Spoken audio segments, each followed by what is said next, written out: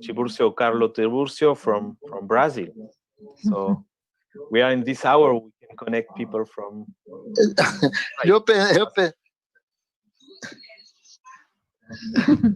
Saudar muito fortemente os companheiros e as companheiras da Oceania que estão nesta marcha virtual que vai envolver todo mundo, hora a hora. É muito emocionante, muito importante, mas vamos deixar a palavra para eles, para elas, e nós estamos aqui agora para ouvir, para aprender, para trocar com essas lutas. Muito obrigado.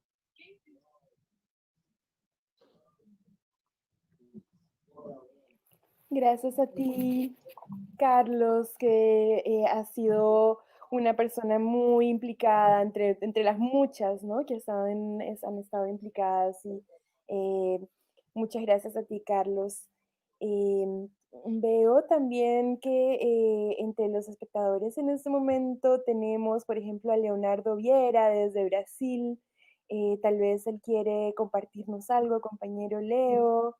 Sé también, bueno, un saludo especial para todas las personas que nos están viendo por el live stream, que se están uniendo a nosotros y nosotras.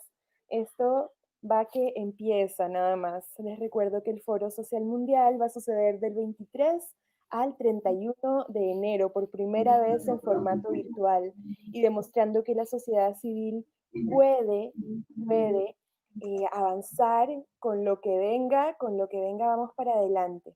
Inclusive en este contexto de pandemia, un foro social mundial está sucediendo, es una realidad. Así que adelante, compañeras, compañeros, si quieren compartir, estamos aquí para escuchar sus luchas y sus campañas, ¿cierto, Rosy? Así es, Carminda. Sí, de hecho, algo que decíamos es que estamos empezando con Oceanía para esta bienvenida a la marcha virtual, marcha global por la vida en el planeta y por el planeta, por nuestra vida también. Entonces queremos igual hacer este diálogo, estamos conectadas desde México, de Canadá, de Francia, de Oceanía, de Brasil y de muchos lugares del mundo. También está Soledad de Chile, entonces tal vez Soledad también puede dar una palabra. Y Leonardo, adelante, te damos la palabra, te invitamos a que abras tu cámara, abras tu video. Todos. Perdón, a ver, puedes abrir tu micrófono, perdón. Abre tu micrófono, se fechou. Sim, olá a todos, todos. É com muita emoção a gente entrar no primeiro Fórum Social Virtual, né, Mundial Virtual.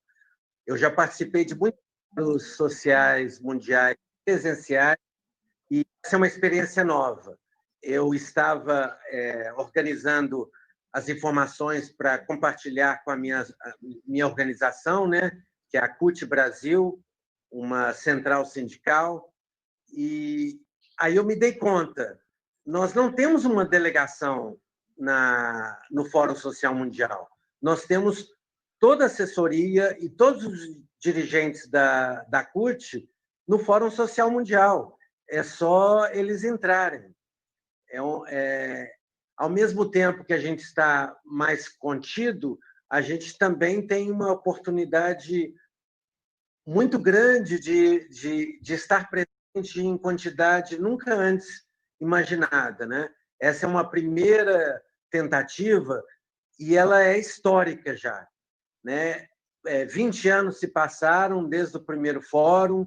O primeiro fórum chegou muito antes do seu tempo e agora a gente começa a amadurecer e ter a possibilidade de realmente ver esse outro mundo possível. Eu tenho muita esperança. A gente sofreu muito ano passado, esse ano também não vai ser fácil, mas a gente tem uma ideia, tem um espaço, tem um processo e agora temos uma virtualidade, né, que é mundial. E é com muita emoção que a gente começa esse fórum. Eu acho que ele é histórico, sim. Bem-vindo todos. Eu falando com as pessoas lá da CUT, o fórum não é no México, o fórum não é na Tunísia, o fórum não é em Porto Alegre. O fórum é aqui, é aí, é lá, é acolá, é onde nós estivermos no planeta. E isso tem um significado muito grande, que estamos cada vez entendendo e sentindo melhor a importância de pensarmos como um planeta, e não como este país, como esta etnia, como este grupo identitário. Eu acho que é possível a gente começar a pensar mais coletivamente, porque a solução é coletiva, a solução é feminina e masculina, a solução é a união, né? É com muito prazer que a gente está aqui representando organizações, mas representando também a nós mesmos, né? Cidadãos e cidadãs do planeta. A gente cada vez mais tem que entender que o que me afeta o meu vizinho. Não dá para eu ter vacina e o meu vizinho não ter vacina. Não dá para eu não ter energia nuclear e o meu vizinho ter uma usina nuclear que explode e vai me afetar. Então, a gente tem que pensar coletivamente. Que bom, vamos c'est parti, como dizem os franceses, né? Partiu. O fórum começou. E é histórico. Bem-vindo a todos e todas e todes.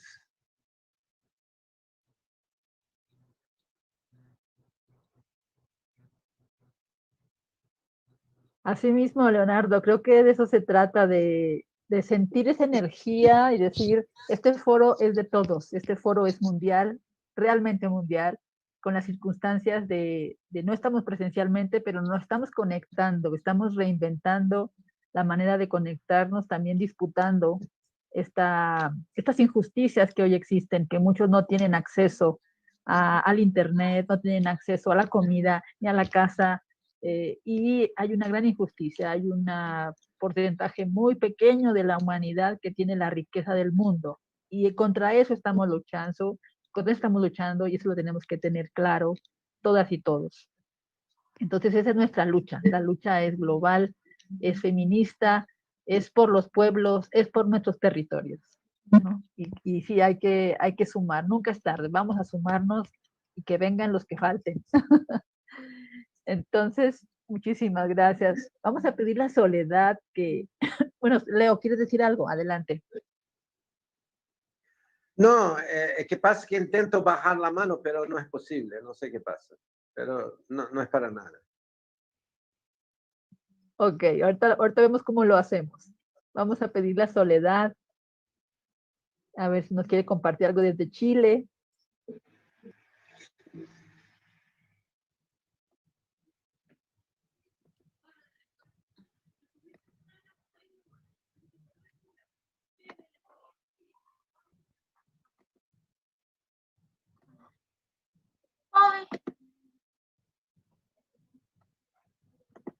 Bienvenida, Soledad. Bien, ay, no sé por qué no puedo conectarme. Sí, estás en vivo. Ay, yo no los veo a ustedes. Ay, sí, perdón, no los veía. Disculpen. Un gusto, un placer estar hoy día con ustedes en esta hazaña titánica, maravillosa, de poder encontrarnos todos. ¿Se escucha bien? Estaba con problemas como con audio. Se escucha perfecto. Adelante, adelante. Se escucha muy bien, Soledad.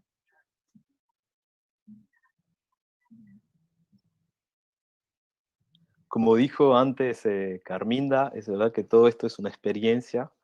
Lo técnico es siempre algo que nos une, pero a veces difícil de manejar, ¿no? Soledad, tu micro está cortado. Ah, perfecto, ahí. Es que, no sé, algo le pasa que se va y se viene este micrófono. Estoy un poco como desorientada con esto. Hoy día ha estado como funcionando muy extraño. Están, no sé por qué se me tiene, como que dejo de verlos. Aquí te escuchamos perfecto. Ya. Adelante. Ya.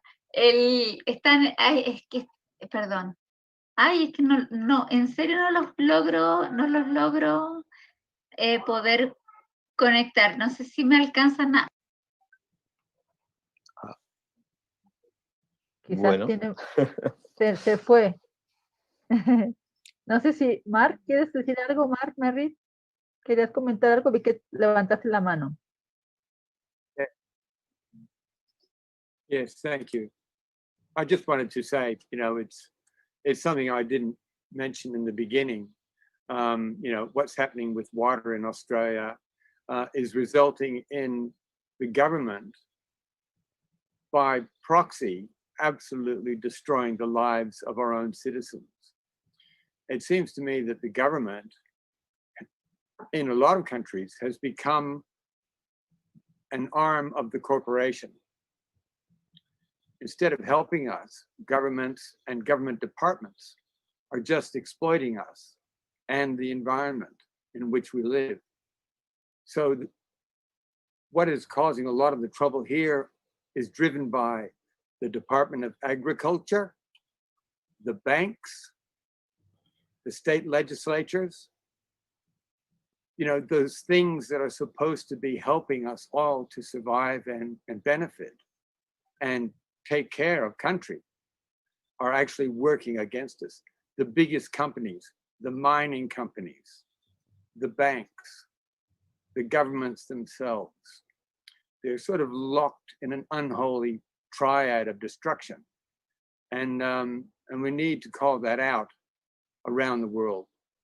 We need to all, link arms and say enough is enough, really. Thank you.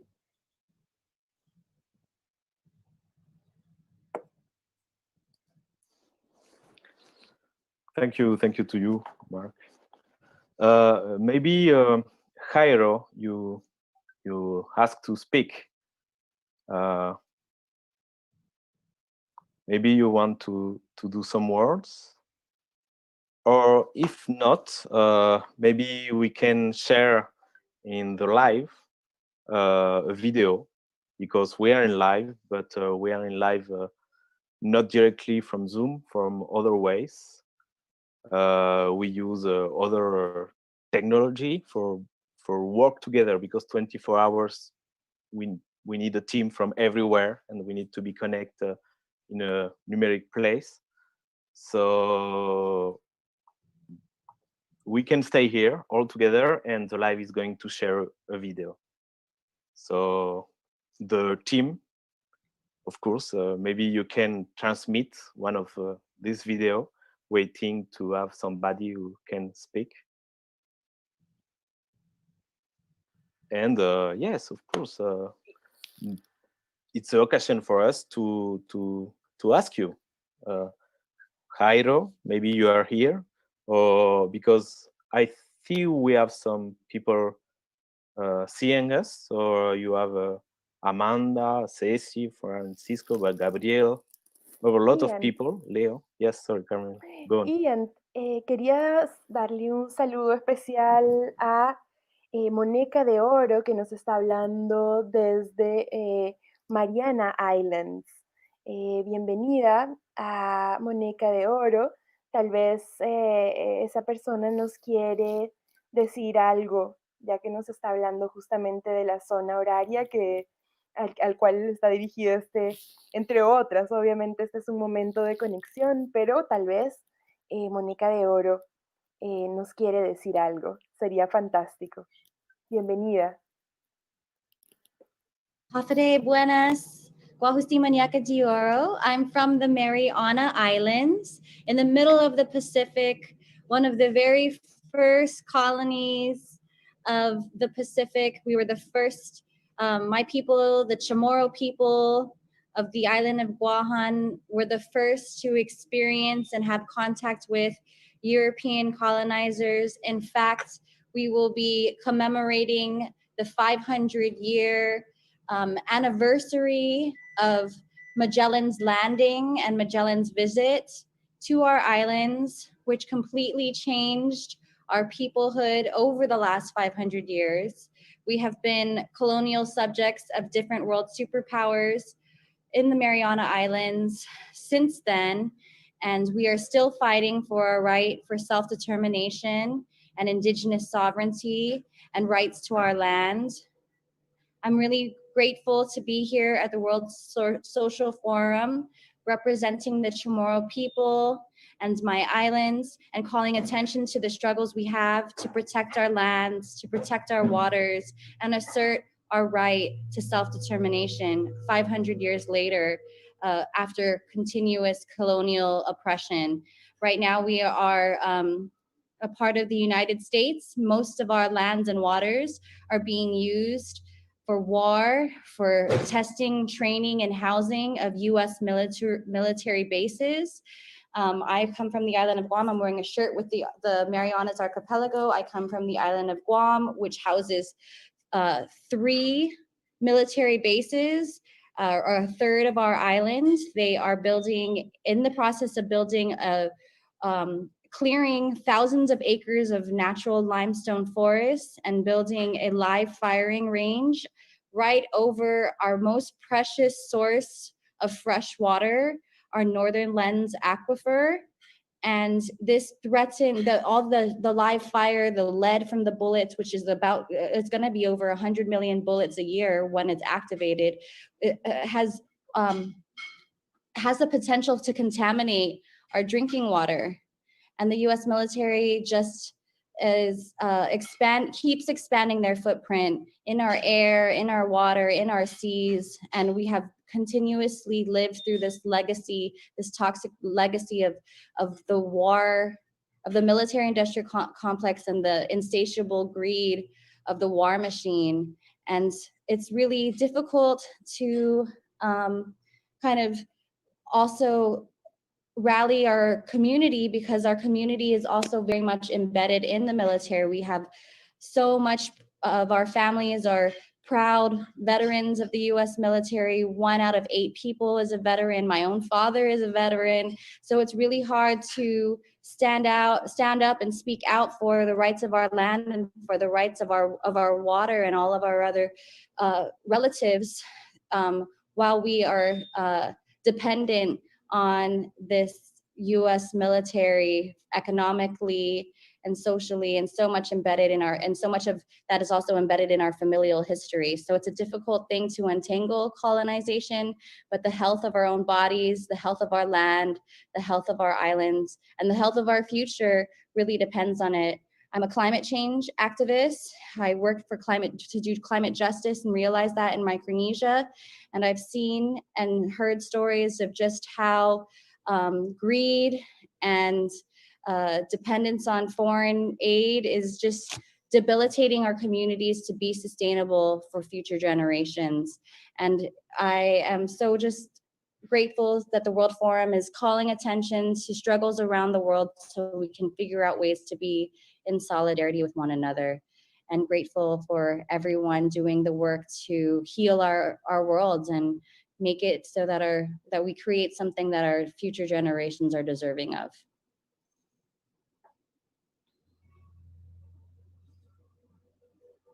Thank you very much, Monica. You went to the COP of Madrid, isn't it? Mm-hmm. What can you tell more about that? What happened? So I went to Madrid in 2019, and it was my first time going to Europe, and it was my first time being in a space with activists around the world, all kind of rallying for the same thing.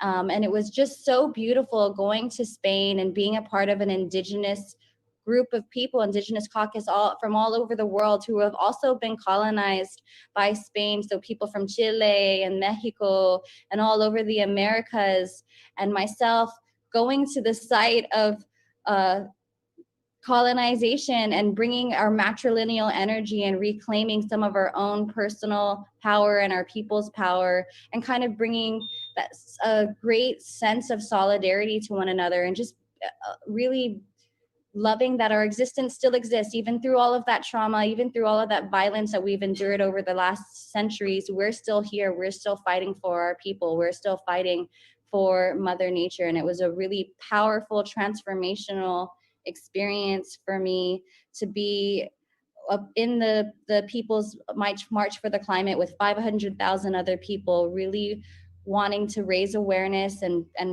hold our leaders accountable to take action, to take climate action, and to stop the fossil fuel industry from ruining our planet, and to really call to action everyone else to be more conscious of the ways that we are consuming and the ways that we are in relation with one another. So it was just a beautiful, empowering, moving experience for me.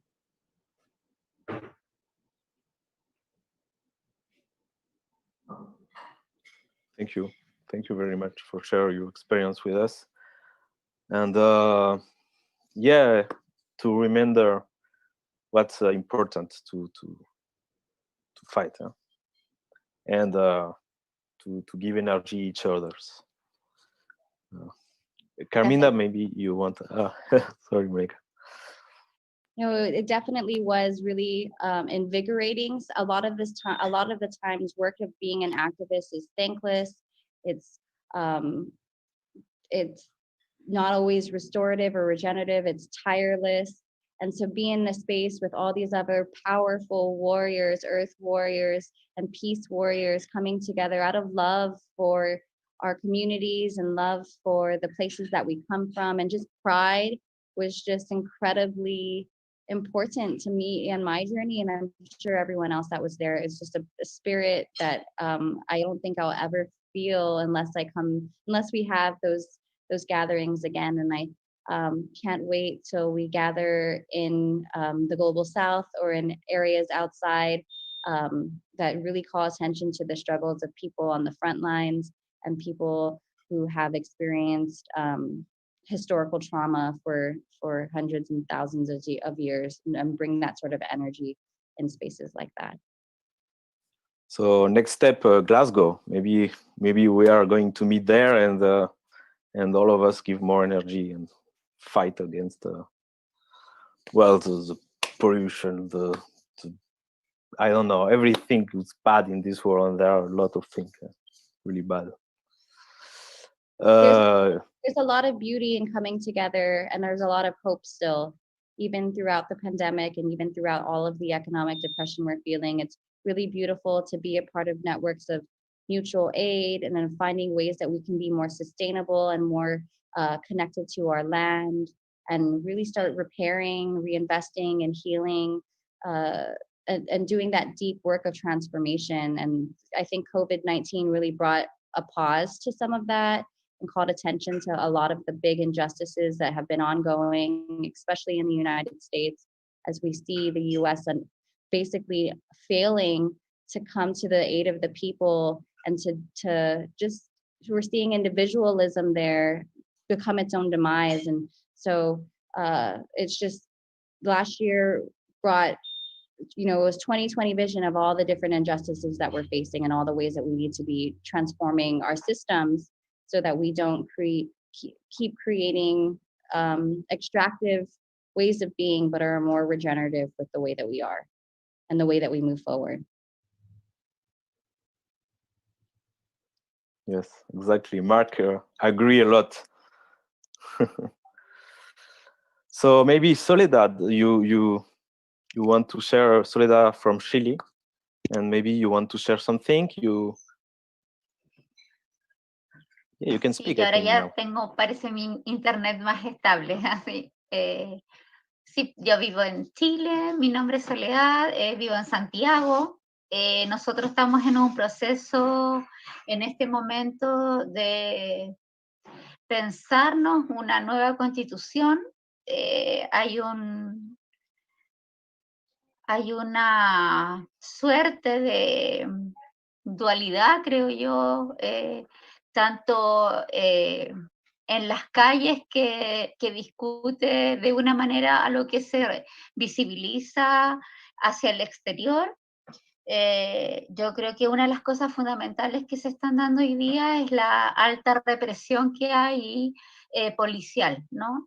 La pandemia no solo ha sido un conflicto sanitario, sino que ha sido un conflicto también de seguridad, de control, de represión, de vidas asesinadas, ¿no? Han habido muchas personas heridas, muchas lesiones. Nosotros no partimos solo con la pandemia, sino que con el alzamiento popular de octubre, donde en las calles a nivel popular se logró cambiar la agenda de gobierno. Y el costo ha sido alto para las vidas humanas, para las vidas en general. En noviembre se hace un pacto social por la paz, donde yo creo que, y estoy en desacuerdo con que haya sido así, se hizo a puertas cerradas para poder frenar la, comillas lo voy a decir, violencia que se estaba viviendo en las calles. Y lo que surge es esta posible crear una nueva constitución y comenzamos un proceso constituyente, el cual se fue dando de manera, se hizo una votación para que fuese constituyente o mixta. La verdad es que yo creo que al final ha terminado siendo bastante más mixta. Muchas personas que son de los partidos políticos han renunciado con la finalidad de poder participar como independientes, una manera tramposa, ¿no? De volver a vivir lo que ya vivimos cuando terminó cuando, comillas, finaliza la dictadura de Pinochet, ¿no? Yo creo que nuestra época postdictatorial no ha terminado. Yo creo que la violencia con la que se ha manejado estos estados contra los pueblos han sido brutales. Tenemos ley de terrorismo del Estado. Nuestros pueblos originarios, especialmente el pueblo mapuche, ha vivido una violencia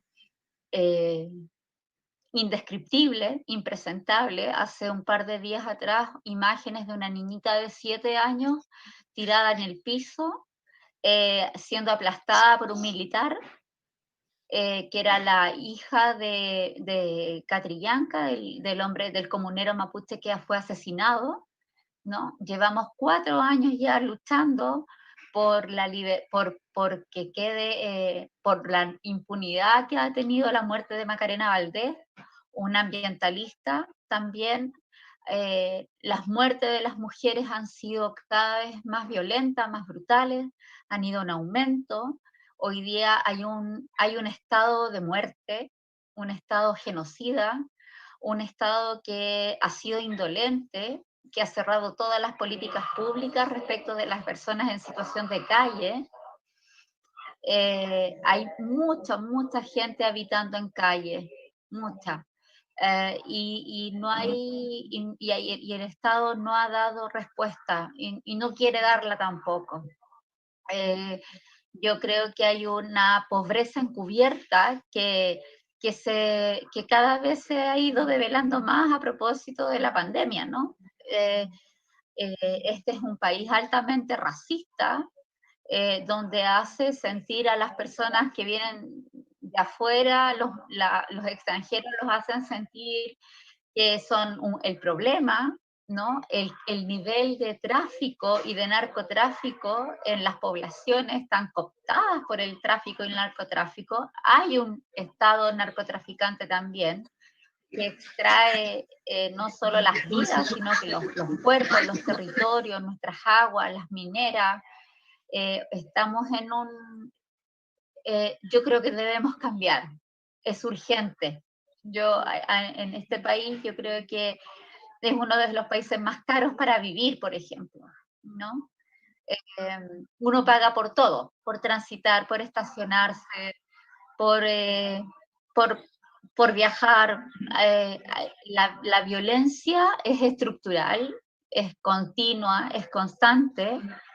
Las mujeres las viven con mayor violencia y yo creo que este proceso constituyente, si no estamos velantes de que sea un proceso democrático, que sea real, nada nos garantiza que no sea lo mismo que vivimos en el proceso de la dictadura de Pinochet, cuando se hizo la amnistía. Y ahí tenemos que estar pendientes. Creo que no hay que soltar las calles, yo creo que hay que seguir organizados, con movimientos que nos permitan no romper ni perder nuestra autonomía, que es vital para poder sostener la presión sobre este Estado genocida.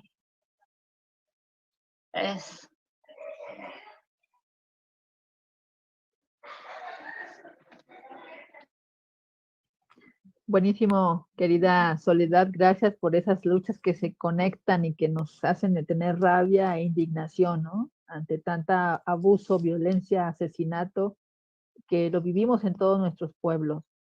Nos gustaría invitar a las personas que están llegando aquí a esta sala virtual de marcha, a que nos compartan sus luchas, levanten su mano. Por aquí estoy viendo ya la mano de alguien, de Oscar. Vamos a hacer lo que venga a que nos comparta su palabra. Si alguien está de la región de la que estamos hablando, de Oceanía, bienvenida, bienvenido. Y también le pedimos a los intérpretes, nos están apoyando por un ratito, entonces ya pronto nos vamos a quedar sin intérpretes, entonces vamos a avanzar aquí. Oscar, ¿puedes abrir tu cámara, tu video? Ahí está ya. Sí, ya. ¿Ya se puede ver? Ok. Bueno, primero, felicitar a todo el grupo facilitador y el equipo que han venido trabajando tan fuertemente para lograr lo que ahora se está viendo como una realidad. Me parece que hay una evidencia aquí de que se puede ir adelante y retomar y dar un nuevo impulso a este fenómeno político ya de 20 años de alcance mundial. Hemos oído ahora algunos de los testimonios de toda la problemática económica y política, sobre todo agudizada por la pandemia. Entonces, me parece que es en buen momento que finalmente se logra llevar adelante este nuevo foro con todas las complicaciones técnicas y problemas de muchos tipos, pero me parece que finalmente se logra ir adelante. Entonces vamos a estar atentos a las participaciones en los distintos temas y lo único que podría agregar para no extenderme más es que en México está todo el grupo que ha venido trabajando ya hace meses por plantear, sin que esto necesariamente signifique rupturas y desunión en el interior del Foro Social Mundial, pero sí el revisar algunos de los puntos, de los temas, de la estructura y del futuro del foro. Entonces, ese es el interés central, que tenemos un buen número de personas y de organizaciones que trabajamos por otro mundo posible. Adelante, Rosy. Gracias. Muchas gracias, Oscar, por tus palabras y por estar aquí juntos luchando por eso, por construir otros mundos posibles. Hay algunos compañeros acá en los espectadores. No sé si alguien quisiera levantar la mano, o si alguien ya la levantó y no lo vi. Bueno, hay nombres que hay toda una cultura, ¿no?, de los nombres, y puede ser que algunos nombres que están aquí son más de aquellos rumbos. No sé, Rachel Evans, no sé si Rachel te gustaría compartir tu palabra. Vamos a ver, nos compartas desde dónde te conectas, cuál es tu lucha. Vemos algunos compañeros mexicanos también ahí que están luchando fuertemente también contra la desaparición forzada. Los compañeros Cerezo, no sé si quiere dar una palabra. Rachel, ¿quieres compartirnos tu palabra?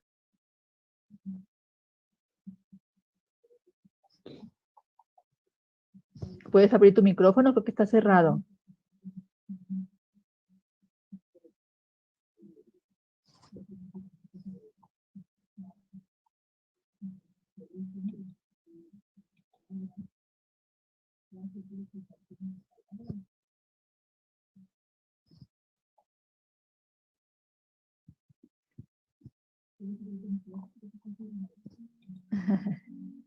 Si no, Ian, vamos a compartir un video de los movimientos que nos hicieron llegar ahora.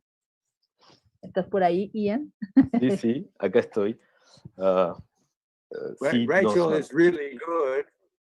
Rachel's very good. She'll have plenty to say. Ah, ok. Ok.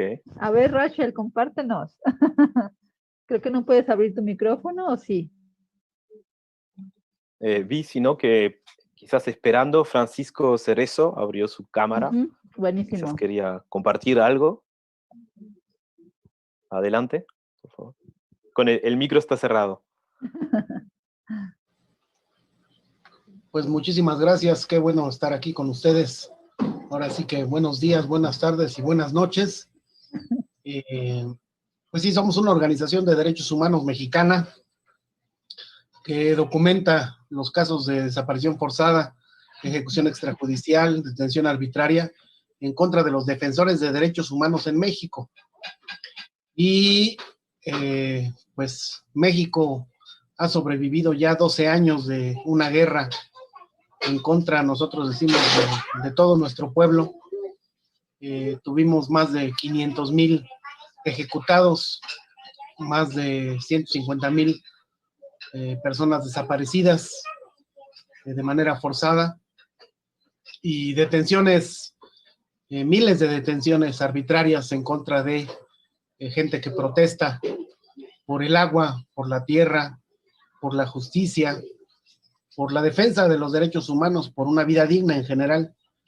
Y nosotros, desde los derechos humanos, acompañamos a las personas que son detenidas, acompañamos a los presos, acompañamos a familiares de personas desaparecidas y acompañamos a organizaciones sociales para darles o enseñar un poco lo que es la herramienta de los derechos humanos y cómo pueden utilizarla. Es una herramienta, una como muchas otras que hay, que seguramente todos ustedes utilizan, y nosotros nos especializamos pues para que aprendan lo que es esta herramienta y vean si les sirve o no, y cómo pueden utilizarla para lograr sus objetivos, para lograr la defensa del agua, de la tierra, o por tener luz en sus casas, o incluso por tener casa, porque hay muchos que tampoco tienen casa, para evitar el desplazamiento forzado de grupos indígenas, de comunidades indígenas de su territorio. Y pues, en resumen, eso es lo que hacemos, y pues realmente un gusto estar con todos ustedes aquí desde México.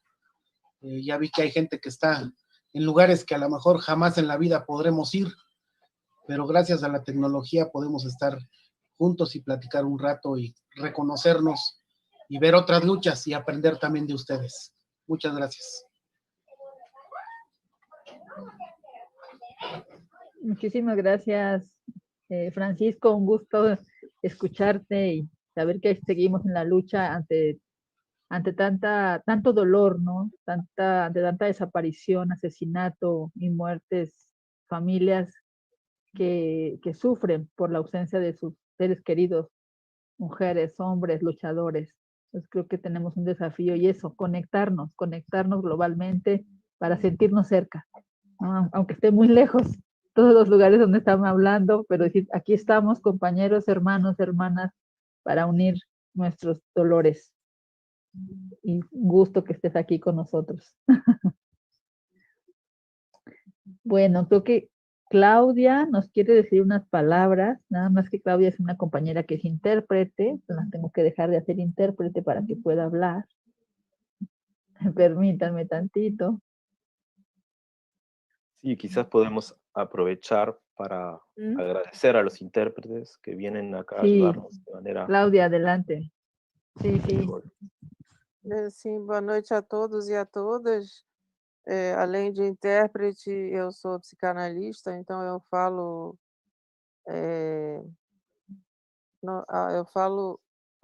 em nome dos psicanalistas e dos intérpretes e dos cidadãos brasileiros. O que a gente tem vivido é um total surrealismo, um total absurdo. A gente está difícil viver, está difícil suportar, né, tudo isso. E eu sou muito fã do Achille Mbembe, um historiador camaronês, que diz que essa pandemia, a própria pandemia, é um projeto político de extermínio da raça. E a gente sabe que quem morre mais são as pessoas que ele chama que estão na zona de fronteira. E realmente, os pobres e as pessoas que não têm casa, que não têm nome, que não têm cidadania, portanto, né? Eu fui militante da reforma psiquiátrica, sempre estou do lado certo da história, mas gostaria de assim, lembrar da Marielle Franco, que há mais de um ano foi assassinada, e o Anderson, né? Eu até tenho uma gatinha nova que eu botei o nome dela de Marielle Franco Corbusier, porque eu sinto que eu tenho que homenagear a Marielle de alguma forma, porque não é possível, né? E assim, o que mais me convence que é um projeto político é que já há motivos suficientes para o impeachment do Bolsonaro, para esse monstro genocida que é uma marionete do Trump, né? Que agora já foi também, mas enfim, e não acontece, nada acontece. As mortes continuam, as pessoas continuam morrendo. O Amazonas, eu estou me propondo a atender psicologicamente as pessoas, mas não recebo, não sei por que não recebi nenhum pedido ainda. E, enfim, eu gostaria de dizer que eu tenho um pai também que foi deputado estadual e federal e que sempre lutou, sempre foi de esquerda, era chamado de comunista, né? E sempre lutou pelo Brasil, e as pessoas diziam muito assim, que ele era filósofo também, né? E as pessoas diziam que ele ia assim, falavam assim: vão fazer xixi na sua sepultura, Corbusier, porque ele era um deputado incorruptível. Roberto Marinho, da TV Globo, quis suborná-lo para fazer do Parque Lage, um dos lugares mais bonitos do Rio, uma sucursal da TV Globo, algo assim. E ele botou Roberto Marinho para correr, que deve estar correndo até hoje no inferno. Então, assim, eu tenho muito orgulho da minha história política. Minha irmã foi guerrilheira, ficou muito tempo em Cuba. Então, assim, eu fui candidata a vereadora pelo Partido Comunista do Brasil, PCdoB, em 2004. Então, assim, eu estou sempre na luta política. E eu quero dizer que eu falo também em nome de todos os brasileiros que, nesse momento, gostariam de poder falar e que não estão aqui, porque não tem a possibilidade, não tem internet, não tem... E eu sempre falei pelos que não têm voz, em todos os campos de atuação da minha vida. Então, é isso. Eu queria agradecer, dar parabéns à Rose, a todos que organizaram essa marcha, esse fórum. É um desafio muito grande, é muito difícil. Eu, às vezes, reclamo muito com a Rose, mas ela sabe que é para que a gente acerte as coisas. Enfim. Gracias. Muchas gracias, Rose é Claudia, uma pessoa extremamente por tu palabra. especial, dessas únicas no mundo, né? O Tibúrcio também muito querido, Carmida muito querida, e outros que não estão aqui, né? Liege, enfim, Bartíria. Mas eu queria, sobretudo, falar em nome dos anônimos, daqueles que não são anônimos, mas eles não têm voz, eles não têm esse canal, eles não têm essa possibilidade de estar aqui falando com vocês como eu estou. Não como intérprete só, que eu sou, mas como psicanalista, como cidadã, como, enfim, uma pessoa que deseja um mundo melhor, que deseja um Brasil melhor, que não quer ver as pessoas do Amazonas morrerem sem oxigênio, né? E viva o Muchas comunismo, gracias. viva o comunismo, porque é a China e a Venezuela que estão mandando oxigênio para o Brasil. Então, quero ver alguém ser contra o comunismo agora. Vamos lá. Volto para o meu lugar de intérprete. Obrigada a todos. Muchas gracias, querida Claudia. Vamos a dar la palabra a Rachel Evans, que ya habló aquí su cámara para hablar. Hello, comrades and friends. My name is Rachel Evans, and I'm in the Gadigal people of the Eora Nation land, and this land was never ceded, always was, always will be Aboriginal land. And I'm here to give greetings, to introduce the greetings that Green Left editors are giving to the World Social Forum Conference. So Green Left is now 30 years old, and we are a progressive, eco-socialist, anti-capitalist newspaper, and we've been printing the stories of struggle and resistance to the neoliberal offensive for 30 years now. So give me 2 minutes, and if I could share screen, we will hear from the two Green Left editors about the situation in Australia and internationally for our side. Give us 2 seconds.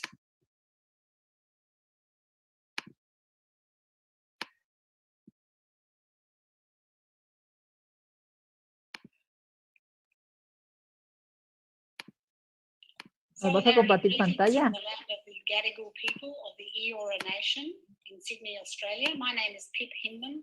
I'm one of the editors of Green Left, along with Susan Price. Comrades. Of the Australian-based Eco-Socialist Media Project. Comrades and friends, I'm not able to share the screen. Is this because it's a webinar? Now you can, normally. ¿Todo bien? Try it again. Bien, chido, gracias. Míralo.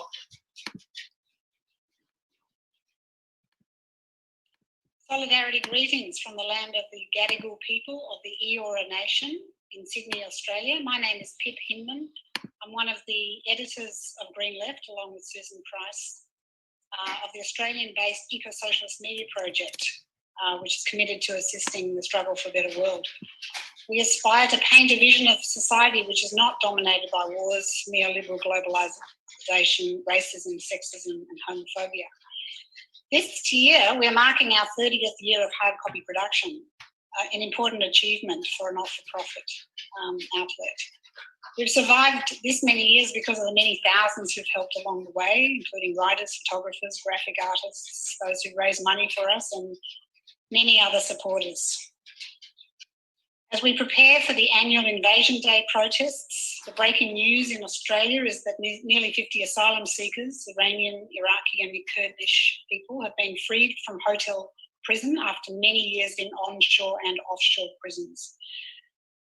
We know this was down to the well-organised campaign by the asylum seekers themselves in the detention centres, but also among the community. The climate crisis is another major issue in this country. Australia, of course, is the driest continent and faces drought, catastrophic bushfires and now cyclones. Australia is one of the highest per capita greenhouse gas producing countries, and yet the government is trying to get us to commit to a fossil fuel recovery. The seas are rising and it's still refusing to allow climate refugees from entering. Well, we salute all those who are struggling for a world in which the majority can take their fair share. The task ahead is enormous, and so the more we link up, the greater the solidarity and the stronger our struggles will be. Thank you.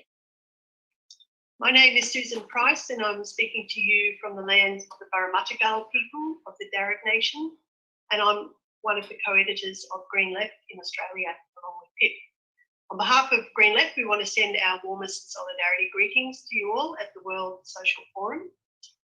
The COVID-19 pandemic has exacerbated existing global inequality and exposed the results of 4 decades of neoliberal attacks. And sadly, capitalism's rapacious destruction of our planet means COVID-19 will not be the last global pandemic we experience. Humanity's ability to deal with and prevent future outbreaks and begin to heal the damage to our biosphere and climate depends on uniting the power of people against corporate rule. And our challenge today is to unite our struggles across the globe for an eco-socialist future where protecting people's lives and repairing our environment are at the centre. And today this means building a climate justice movement that's anti-imperialist, anti-colonialist and anti-racist, and addresses the plight of displaced people and climate refugees. Thank you.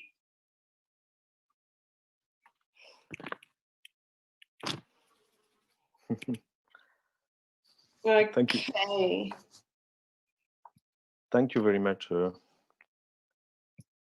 share it, Rachel. Todo bien.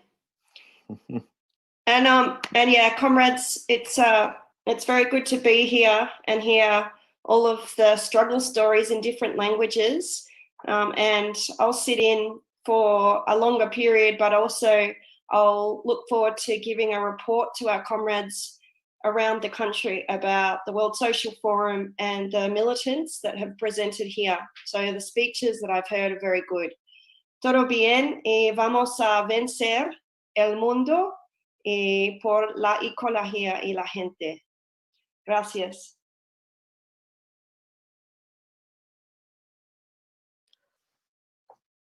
Gracias a vos, Rachel. Thank you very much, all of us, of all of you.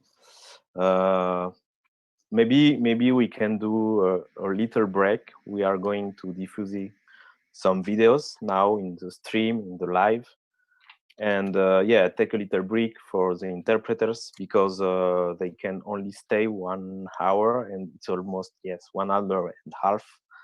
So can be great to a little break, and but we stay here all together and we can share, still sharing, but for the technical they are in the back, you know, and I want to say thank you to everybody because now it's a team from Mexico, but after we have a team from India and everything, so thank you very much. You can follow this live in our website, of course, in the social networks. But yes, thank you very much, and let's hear to talk. I think the video it's on now, so yes, if somebody want to speak after and everything, we can. I say somebody who's. Y muchas gracias a los intérpretes. Thank you so much. Thank you very much, all interpreters.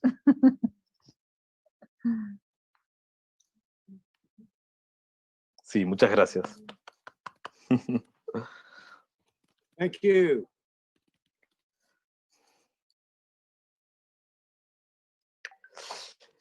Bueno, puedo tal vez aprovechar, tomar la palabra para recordar que estamos en la marcha virtual del Foro Social Mundial para aquellas personas que se estén uniendo ahora al live stream. Esto va a durar 24 horas, así que va a ser una experiencia linda, que solo va empezando y que va lanzando muchísimos talleres, muchísimas conferencias, vamos a compartir experiencias también durante el Foro Social Mundial, así que les invitamos a todas y a todos que visiten el sitio web www.wsf2021.net para que puedan tener acceso a las diferentes actividades que son autoprogramadas por las personas y las organizaciones, obviamente, del mundo entero. Solo quería recordar esto. Gracias, Ian. ¿Tenemos un video para continuar? Sí, pero creo que ahí quizás alguien quiera hablar. No sé bien el nombre porque está muy ahí. Es DDYG, algo así, pero prendió la cámara. Quizás antes de largar ese video podemos escucharla. Excelente. No se oye, tiene el micro cortado. Hay que apretar el botón. ¿Puedes abrir tu micrófono? Está cerrado. A ver. Ahora sí. Ahora sí. Ahora sí. ¡Ay, qué cosa más linda! ¡Felicitaciones!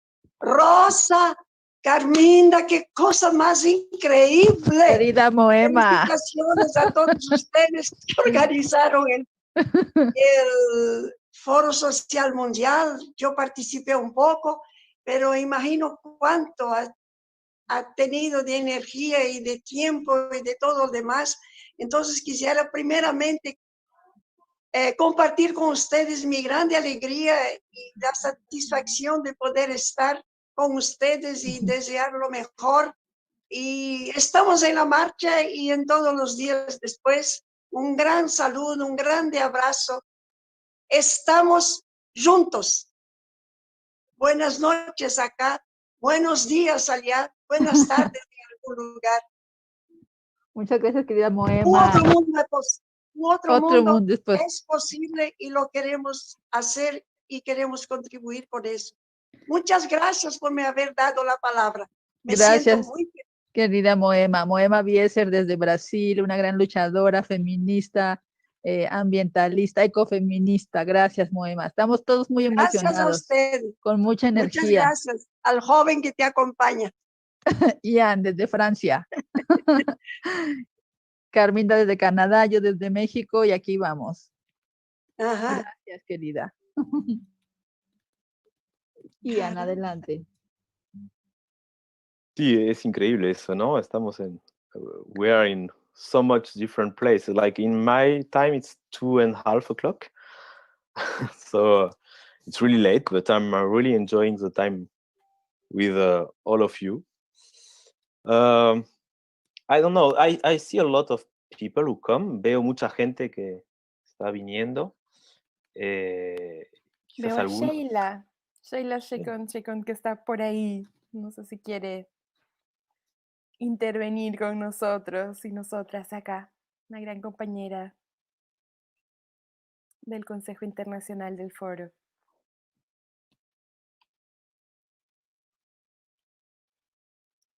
Vamos a ver. Recordamos que este espacio está abierto a todas las personas que quisieran intervenir también en esta sala Zoom. Por favor, si quieren tomar la palabra, simplemente la pueden levantar la mano y les damos la palabra para que puedan compartir sobre sus luchas, sus campañas y lo que están haciendo en sus partes del mundo.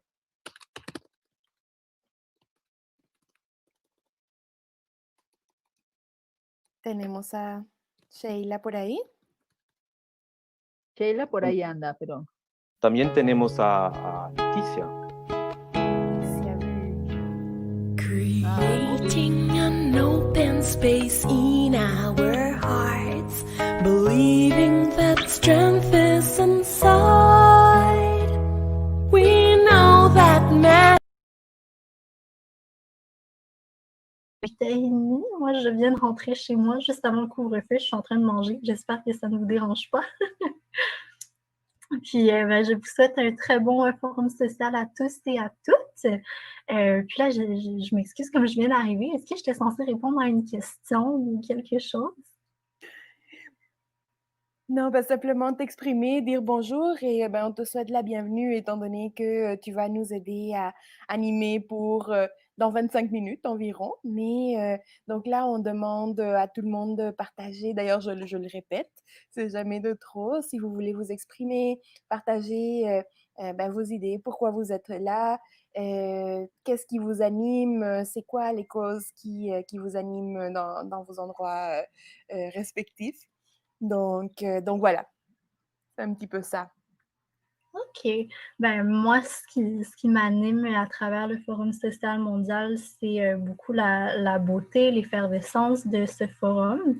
On peut rarement voir des instances entièrement civiles capables de réunir autant de personnes, de les faire travailler ensemble et voir autant de personnes provenant d'une aussi belle diversité, vouloir travailler vers une même action, vouloir travailler vers une action commune et prête à avoir ce rapport horizontal entre chacun et chacune et progresser ensemble, toujours en étant à l'écoute des enjeux des autres, de son voisin, de ses voisines. Donc oui, on est ses enjeux et ses combats à nous, mais toujours à la recherche d'une meilleure compréhension de la suite des choses. Et j'ai l'impression que c'est de cette façon qu'on peut réellement progresser dans ce dialogue. Donc voilà, un peu brièvement. Merci beaucoup, Laetitia. Laetitia qui nous parle de Montréal. Alors, on invite encore tout le monde, je le répète en français, donc les personnes qui voudraient s'exprimer sont bienvenues. Voici un espace ouvert pour démontrer la diversité de nos campagnes et de nos causes. Alors, ¿alguien más quisiera tomar la palabra? Sheila está por ahí ya, creo que abrió su cámara. Tu micrófono, Sheila. Bem-vinda, Sheila. Olá, boa noite, boa tarde, bom dia, não sei, para todos e para todas. Acho que eu estava assistindo há pouco alguns vídeos que já estão disponíveis e é muito emocionante, né, termos essa diversidade de pessoas na mesma sintonia, né, sonhando os mesmos sonhos e compartilhando os desejos, as lutas, o que pretende fazer e o que está engajado em fazer para construir esse outro mundo que todos nós sonhamos. É uma satisfação muito grande ver o fórum que foi tão sonhado, né? Por tantos meses sendo construído, com tantas mãos, tantos corações, tantas mentes, tanta emoção colocada para conseguir torná-lo realidade. É uma emoção muito grande vê-lo acontecendo. Acho que talvez seja o primeiro de muitos nesse formato virtual ou semipresencial, mas acho que essa possibilidade de diálogo com pessoas e contato com organizações de todas as partes do mundo é absolutamente, não sei se é absolutamente democrático, mas é um formato muito mais democrático do que termos que nos deslocar até os lugares, né? Além de ser mais ecológico também, na medida em que não existe todo um impacto ambiental. Então, acho que já está sendo uma experiência muito boa de viver. E é uma satisfação muito grande fazer parte disso tudo. Grande abraço para cada uma de vocês.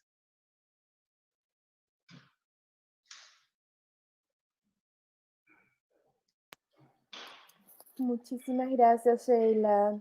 Una gran luchadora también presente dentro del Consejo Internacional. Muchas gracias por todo lo que has hecho, Sheila, tu presencia y por tus palabras, claro.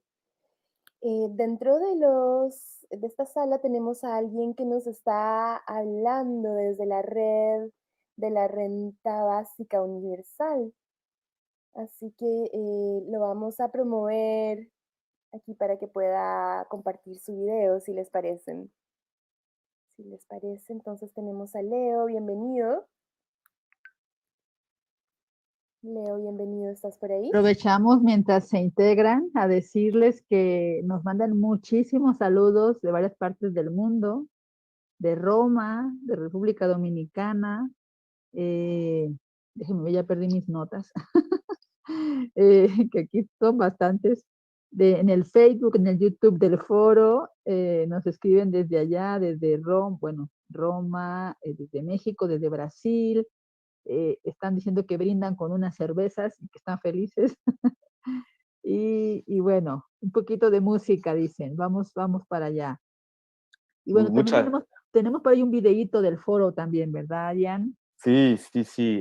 Justamente ahora vamos a pasar un nuevo video para hacer una pausa y bueno, ya ir conociendo entre nosotros. Entonces, equipo técnico, usted puede mandar el video en live y nosotros nos encontramos, seguimos acá charlando.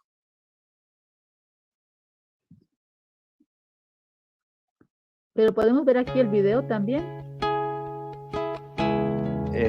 No, está en vivo en la página.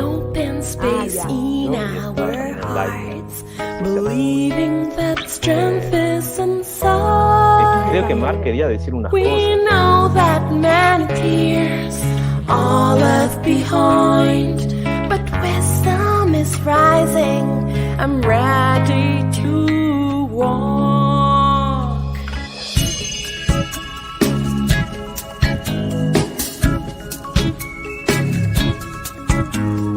Juntos en movimiento queriendo cambiar. Tenemos el ojo puesto en la sociedad, queriendo cantar ideas que te hagan bailar, construyendo diferencias, alternando hogar. Outro mundo é possível, está chegando. Outro mundo está caminhando.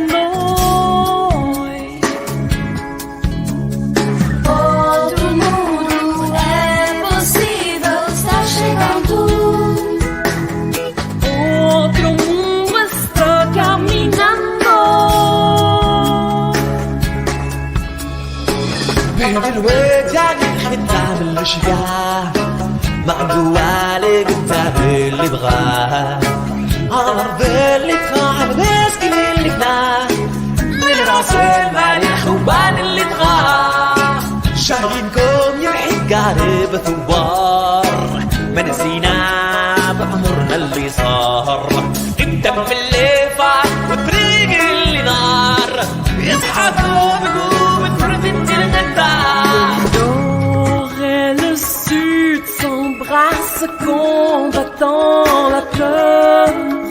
Science et persévérance germent dans nos cœurs. Première nation, partage sagesse, écoutons leurs mots. Respect pour la terre mère, respect pour nos sœurs. Outro mundo é possível, está chegando. Outro mundo está caminhando. Outro mundo é possível, está chegando. Outro mundo está respirando. Let us reap an abundance of breath. From deep in our cores we plant seeds of trust. Let us make space to listen, to understand. Face to face we mend past silence, we gather hands. Seamstress these songlines of biodiversity, sow gardens of resistance to restore curiosity. Let us reactivate the source of our creativity. Voices eternal, underground currents resurging. Let us transcend these capitalist fascinations. Mend hearts and take a stand, nation to nation. Let oral transmission be the source of investigation. As story animates our steps, we cross generations. Un autre monde est nécessaire. Nege pawatin, nagan kiskoe gewin, gegawi no aski, pig squel, peya kotowano ma, kiano. Ensemble, il devient possible.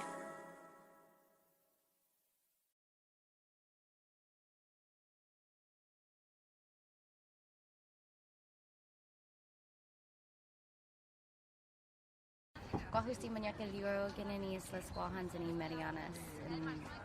in the middle of the Pacific is where I'm from. I'm from the islands of Guam and the Mariana Islands, which is a part of Micronesia, and I was brought here to Madrid to speak about the issues that are affecting Micronesia and my islands, and to connect with other people who are at the front lines of the community. That's what the It Takes Roots delegation is comprised of people who are experiencing the impacts of climate change and whose voices are never really heard at the agreements at the level that it needs to be to make impactful changes to the planet and the crisis that we're facing.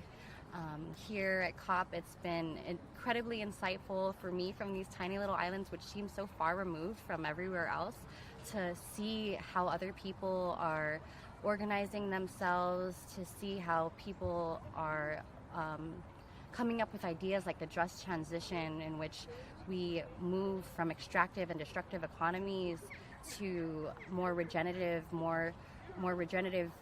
ways of being that put indigenous knowledge at the center and put a harmony and balance back into nature. That's the way that those are real solutions that can bring the healing that we all need and that the world needs. And those are conversations that are kind of absent in my understanding of what's happening here at UN. It's such a huge and massive event, COP25. There's 1,000 things going on at the same time, and there's not a lot of coherency for me. And coming into other spaces like here at the Cumbre, it's where you feel people who are on the ground and really wanting to know more, really wanting to take action, has been very empowering, because in the space like COP, it just seems like they're just throwing a lot more rhetoric, throwing out the buzzwords that you want to hear, and it's not really addressing anything. You don't really feel it's the United Nations, but you don't feel any unity in those spaces. You don't feel like there's real genuineness, and coming to here, coming to spaces like the Cumbre and at the Conversion Center, there's definitely a lot more life and life energy, and that kind of energy is what's going to protect us all, really. And that kind of energy is what we really need, and I'm so glad to experience it and feel it, and I hope to learn more about all the different ways that we as human beings collectively can go back to our home communities to implement these climate solutions, real solutions, not government UN declared solutions that are false, and really just let business happen as usual and let the rich continue to get rich by buying carbon and having a carbon markets and offsets. It's just disgusting, really, that they would think that more of the same problem or throwing money at the problem is going to solve anything. But really being with people on the ground and being with leaders, indigenous leaders, and it has been so transformational and so powerful for me, and I hope I can share these experiences with the people back home to give them hope, because in Micronesia there's not a lot of hope. We are very, very vulnerable to what's happening in the world. There's islands if the temperature rises above 1.5, our oceans, which have sustained us for forever, will be under complete disarray.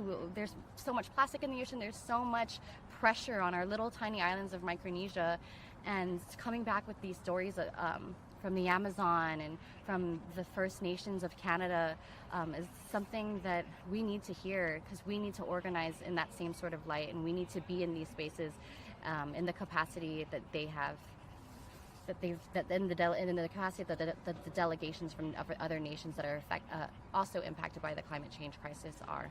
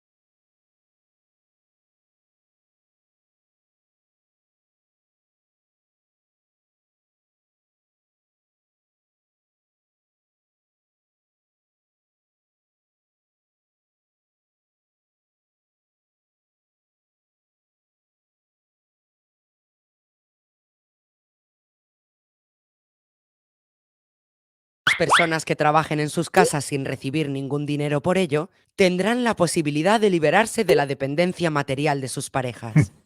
En general, la renta básica nos permite llevar vidas más nuestras, donde quepan el ocio, los cuidados, el trabajo voluntario u otras actividades que no sean impuestas por la necesidad y el miedo. Diferentes encuestas y experimentos internacionales indican que con una renta básica la gente no dejaría de trabajar. En Europa, solo el 4% de las personas dice que lo haría. La tendencia mayoritaria en los humanos es la de tratar de sentirnos útiles. La renta básica es una palanca de activación de aquellos trabajos, remunerados o no, que verdaderamente nos realizan, en los que además podemos ser mejores y más eficientes. En cualquier caso, recordemos que no hay empleo para todo el mundo. Mediante impuestos. El sistema fiscal es el mecanismo fundamental que hace que la desigualdad aumente o disminuya. Con un sistema fiscal progresivo, el porcentaje de impuestos que una persona debe pagar crece a medida que su riqueza se incrementa. Una renta básica así financiada produce una gran redistribución de la renta de los más ricos al resto de la población. Sí, los ricos como ciudadanos también cobran la renta básica, pero para que pueda ser financiada, pagan más de lo que reciben. Venimos de un mundo en el que se suponía que el empleo garantizaba los ingresos. Este mundo ha quedado hecho añicos. Los pequeños retoques ya no son suficientes. Que no nos retenga el miedo. Urge repartir la riqueza de un modo que nos haga a todos y a todas algo más libres. La renta básica puede ser la oportunidad para que de una vez por todas agarremos el timón de nuestras vidas.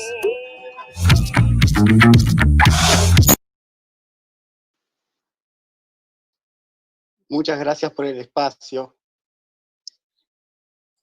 Muchas gracias.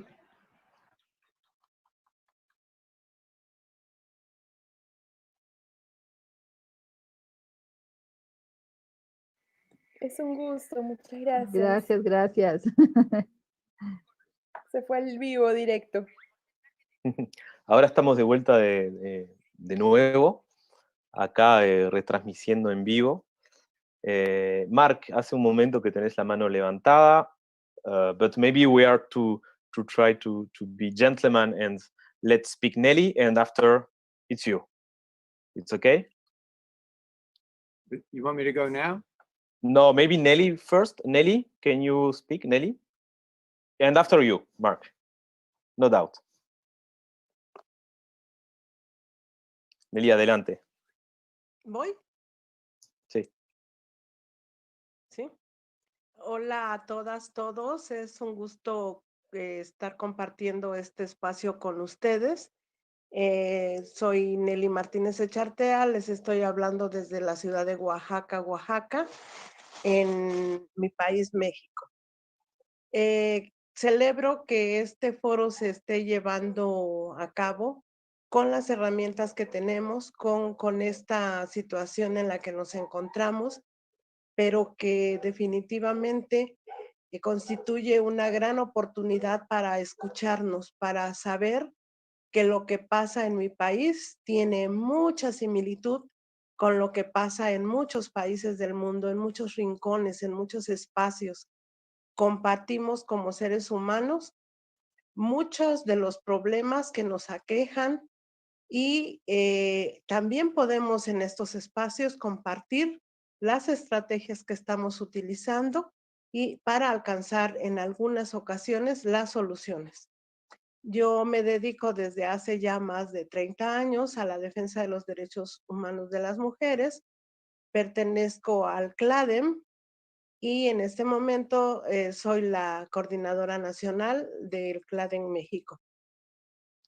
Pero además de esta actividad que realizo pues todos los días y de las acciones de incidencia que implementamos, de las acciones de sensibilización, también acompaño las luchas de muchas poblaciones de pueblos originarios en el estado de Oaxaca que luchan por preservar, por conservar ese legado histórico que les han heredado sus ancestros y que con el avance de las políticas neoliberales y el avance del capitalismo han tendido a acabar con esa reserva histórica que ellos defienden. En el país hay innumerables pueblos que están luchando contra la tala inmoderada de los árboles y contra las compañías mineras, las concesiones que el gobierno otorga a compañías mayormente extranjeras. En el estado de hemos tenido una invasión de compañías canadienses que obtuvieron permisos para la explotación minera hace algunos años y que continúan con esa intención de seguir avanzando y seguir explotando ese caudal de riqueza que existe en las minas y en el subsuelo mexicano, y en particular en el subsuelo oaxaqueño. Quiero terminar mi participación con un fragmentito del poema Jaime Torres Bodet, que dice: un hombre muere en mí siempre que un hombre muere en cualquier lugar, asesinado por el miedo y la prisa de otros hombres. Bueno, como soy feminista, cambiaría yo la palabra hombre por mujer, pero mejor diríamos que un ser humano muere en mí cada vez que un ser humano muere en cualquier lugar del mundo. Es un gusto saludarles. Muchísimas gracias, Nelly. Mark, is your... Sigues tú. Yes, thank you. Thank you, Nelly. Thank you, Nelly, for telling us that story. It's a common situation. I just want to remind everybody that when we say it's a Chinese company or it's a Canadian company or an Australian company, in the end, it's just a company. It's a corporation, and it just happens to have a Canadian origin. Listen, what I wanted to talk about was, there's a lot of discussion about in the chat about constitutional reform, and countries around the world, like in Australia here, we are suffering from a constitution that was written by old-fashioned men a long time ago, and it's time to reform our constitution. And so people talking about that here are understanding that it has to come from the grassroots. It has to, we have the technology that we're using today that can actually help us make constitutions that will work for everyone, not just politicians and businessmen, but for everybody and for nature and those things that support life on Earth. There's a technique that's broadly referred to as collaborative design. Collaborative design means you take people from across the community and focus on a problem or finding a solution to something. Also, there's a thing called citizen jury, where citizens, ordinary people who are randomly selected in a community, can be brought together to talk about and learn about certain issues without specialists. You know, there may be specialists in that random group, but the people will actually workshop it out.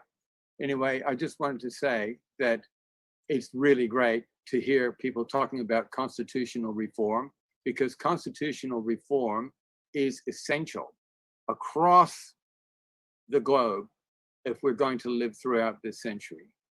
And we have to do it collectively.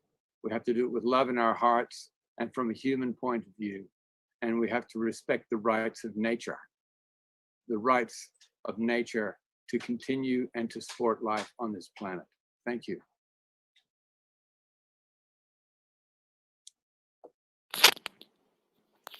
Thank you, Mark. So fundamental to remind the power of First Nations and all the people who are defending the land. So thank you a lot for that. Quisiera preguntar si alguien más desea tomar la palabra. Recordamos que pueden levantar la mano y tomar la palabra si lo desean. Tenemos a varias personas en la sala. Ian, adelante. Sí, quizás esperando que alguien se manifieste, podemos pasar un video. Entonces le pido al equipo técnico de esta para el próximo video que estará difundido en live, y así nos dará unos 2 minutos a ver quién le gustaría hablar y compartir un poco. ¿Comparto la pantalla del video? No, está bien. Creo que así podemos organizarnos un poco. ¿Quién levanta la mano? Hay nueva gente que está llegando, me parece. Maybe somebody want to speak. Oscar, I see, veo que levantas la mano, but maybe some other people, Pacific people, people from Australia. I know now some people from Australia are coming, they are arriving. Other people from Australia, because of course we have a Mark and Graham, and we thank you really very much for your testimonies. So yes, don't hesitate to ask. We are here and we can give you immediately the possibility to speak. Entonces, Oscar, quizás querías compartir algo. Sí, yo quisiera comentar lo que acaba de decir Mark, sobre todo en la parte final de su intervención. Y bueno, no es un tópico nuevo, todos estamos conscientes de cómo se han ido extremando, ¿verdad? La concentración del ingreso por un lado y la pauperización de las grandes mayorías en todo el mundo, pero tendríamos tal vez que ir un poco más allá y preguntarnos cuáles son las causas reales. Me parece que si hay una concentración de poder es porque hay una concentración de propiedad, pero no de cualquier propiedad, de propiedad privada. Y si no nos referimos a eso de manera específica y directa, podemos simplemente reiterar o repetir ideas, frases, tópicos sin avanzar mayormente. Ese es un punto. El otro, cuando hablamos de la renta básica, por ejemplo, que es muy importante, no se vincula este tema con el tema demográfico.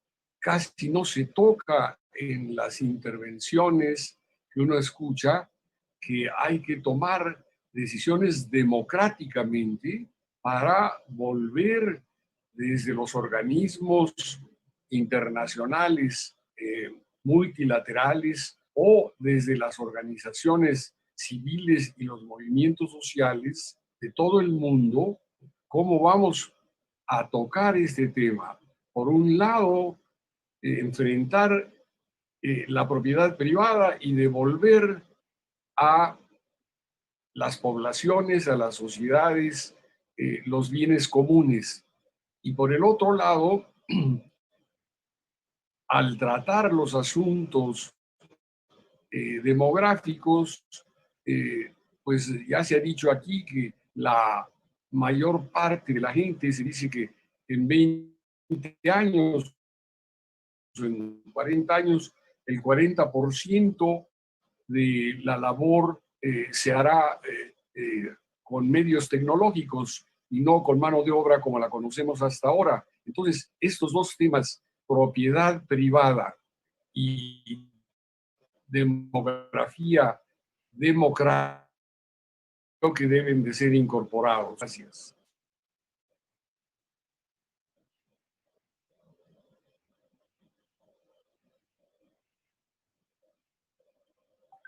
Muchas gracias, Oscar. Carmina, adelante, perdón. No, quería también agradecerle, realmente importante, y también reconocer lo que dijo Mark un poquito antes. So I will say it in English because, or was it Mark, I think, that was speaking about the extractivist, or was it someone else? I don't remember, sorry, but the extractivist companies coming from Canada, this land where I live here, and that is unceded First Nations land also, and but at the same time we are producing most of the mining companies here in Canada that are doing very bad things in the world. So I think it is important to recognize that also from within, and for you to know that there are people also fighting here for things to be better. And thank you for everything you're doing. Creo que Ana Paulina quiere hablar. Vamos a ver si le podemos dar la palabra. Mabubayan, Jadai Buru Nigina Yaru, Ngayu Imara Waramanan, Ngai Manda Jara Nigina Nganga, Nganga Marawara. Good morning. Thank you for the opportunity to share and come in on Mark's tail end of his conversation, but I am a traditional custodian of the Fitzroy River and I live in the Kimberley region of Western Australia. And in the last couple of years, obviously we are not in any post-colonial framework. We're still very much living in a colonial paradigm. About 2 years ago, 9 separate Indigenous nations came together to stand in solidarity for the Fitzroy River because we believe it is a sacred ancestral being. Not only does it have a right to life, it has a right to live and flow. So all of our cultural spirituality, our economy, everything is built into having that living river stay alive and as part of our world. So one of the things that Mark talked about was the rights of nature. And my background is I'm a biophysical and social scientist, but firstly, I'm an Indigenous scientist. So one of the things we've done as a nation is we've come together and formed a council to stand in solidarity and unity to protect our river. We have dreams and visions of what the new economy can be, should be, must be. And so we've been developing a website which has got a lot of information on, but one of the things is we are looking at how do we decolonize, how do we perceive freedom from a colonial framework to what is the concepts of freedom that we dream, not what the government imposes on us. So we have been working, I have been writing extensively across the globe, looking at first law of the land, not law of man.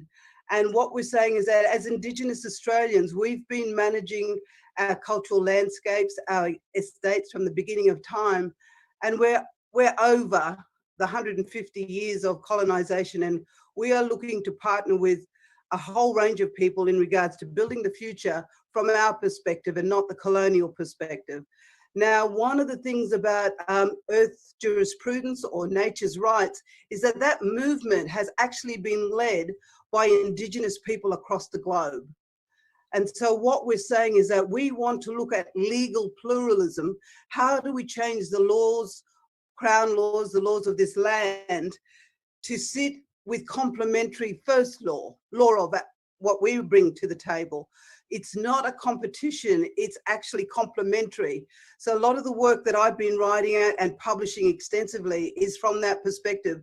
First law of the land, how does it sit with Crown law and how does it sit with the Commons? So that's a lot of work that we're doing. And so despite all these nations coming together and saying, we've got a plan, we've got a dream, we've got the potential to build our own economies and have freedom, we still have our government coming with invasive, unjust, exploitative development that we believe will cause foreseeable harm.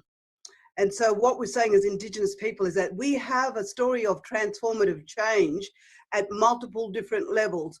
But what we are seeing is that the government is not paying any attention to what we are saying and just continue to collude through collusion and corruption with the multinationals to not only disadvantage Indigenous Australians, but our fellow Australians. So our dream is for a collective world. We see our fellow non-Indigenous Australians as part of our family and part of our due diligence to care for them and to care for the environment and particularly to look after our sacred river. We are very concerned that 2/3 of the world's rivers no longer flow, that water is becoming the new gold, that the new wars will be fought over water. And so what we're up against is a colonial paradigm that is still very, very invasive, but only serving the predatory elite. There is a false concept that this money is going to trickle down to the people in the community. It does not. Most of it goes offshore. So we have created an amazing website. We are connecting nationally and globally. We need each other. And I just want to go back to the point before I finish what Mark talked about. The freedom of this nation from a non-Indigenous perspective is dependent on the freedom of Indigenous people. So we're just about to come into a phase where people are talking about Australia Day. And on Sunday, there will be an amazing featured article in one of our big papers with Indigenous people talking about what our dream is for Australia Day. And I put a little article in there and I said that we as a nation need to redefine who we are in modernity because we still under the illusion and living under a constitutional monarchy. So I agree with Mark and many other people do so as well, is that it's time for Australia to wake up and really look at what does freedom mean, not just for Indigenous people, but freedom as our nation. So from that perspective, I work at multiple levels. I work nationally, locally, regionally, and globally, and have an extensive network and publishing extensively. As I said, I'm a scientist. I have just submitted my second PhD all about what I'm talking to you. So my work is published, it's out there in the field. I would like to share it. But most of all, I just love the idea that we can share through our stories as Indigenous people what's happening, because when people look at Australia, they go, oh, that's a very affluent country. It's all wonderful. It's all good. But where I live, the majority of my people don't even have access to clean drinking water fit for human consumption. So we are heavily impacted on because of our subsistence living. We rely on our environment for our food, for our medicine, for our spirituality. It is our home. And so there's very, very interesting stories that are coming out of Australia where Indigenous leaders like myself are mobilizing on a unity pathway of collaboration, cooperation, sharing information, because we believe that we need ancient wisdom, Indigenous knowledge to right-size the planet. And lastly, the Extinction Rebellion people. Someone said, oh, you know, if the humans are so stupid that we will befall our own demise, the Mother Earth is an amazing system. It will revive and right size. And I said, yes, Mother Earth is powerful. She can heal and transform herself, but she will be lonely without the vibrations of human beings. And so as human beings, we have to be brave. We have to challenge the systems. We have to dream new dreams. And it is the Indigenous wisdom that will be really critical to the survival of our planet. And I thank you all for connecting today. But Australia is a very, very tricky place. But we do this with love in our heart because we come from a culture of peace. But having been colonized for 150 years where I live, we also understand the strategies of war. And so the other day I was on a very brief conversation with other Indigenous people around the world. And what they're saying is that nation states are only listening to Indigenous people if we bring civil action or strategic litigation. So for us, legal strategy is the last resort, but sometimes it may need to be the first. So tonight I'm having a conversation with other senior Indigenous people about it may be time to look at when is the world going to look at, we are the oldest living culture in the world. We recently blew up 46,000-year-old cave, which is the first form of human thought. We need to see Indigenous people as coming from wisdom, coming from knowledge, coming from science. So thank you very much. Thank you, and much love in my heart, but it's great to hear you all. And my work is published. I really will post up our website, because I think you need to look at what we are doing here on the Fitzroy River. And thank you very much, Ian, and all of you for allowing me to come on. Thank you. Mabo bayan. And Pollyanna, I think we have to thank you for all you just shared with us. And I think, as you can see, there were a lot of reactions to what you said. And I think many people want to join you also in what you're doing. It's an example, it's a model, because the situations you are facing here in Australia is the same situation we can see in many other countries. And it's so encouraging to see that some groups and you are able to do such progress in this sense. And yes, I see in the comments that many people feel really empowered by what you said. And I think that's one of the goals also of this forum. And yes, please share with us the information and share with us the website on the chat if you're comfortable with that, because I think many people would like to have a follow-up with this. And if you want to share any further information, please do so also, please. And since there were a lot of reactions to that, I was wondering if anyone would like to answer directly to Anne Pollyanna, to what she just said, or would like to share something related to this. I'm going to see if there was anybody who raised his or her hand. I see Graham Clark. Please, Graham, you can share with us.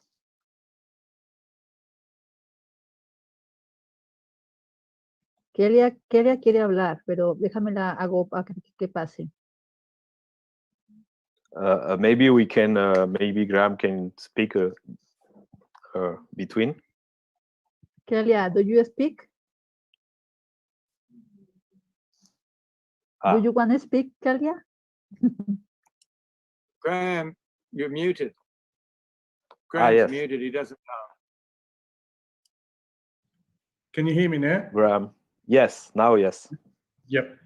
It's what Anne was just talking about, Mark, and that's the plight that we've faced for vast periods of time. It's the structure of our people, which we wanted to go back and structure with our elders and talk to them to structure our own format of how do we go forward.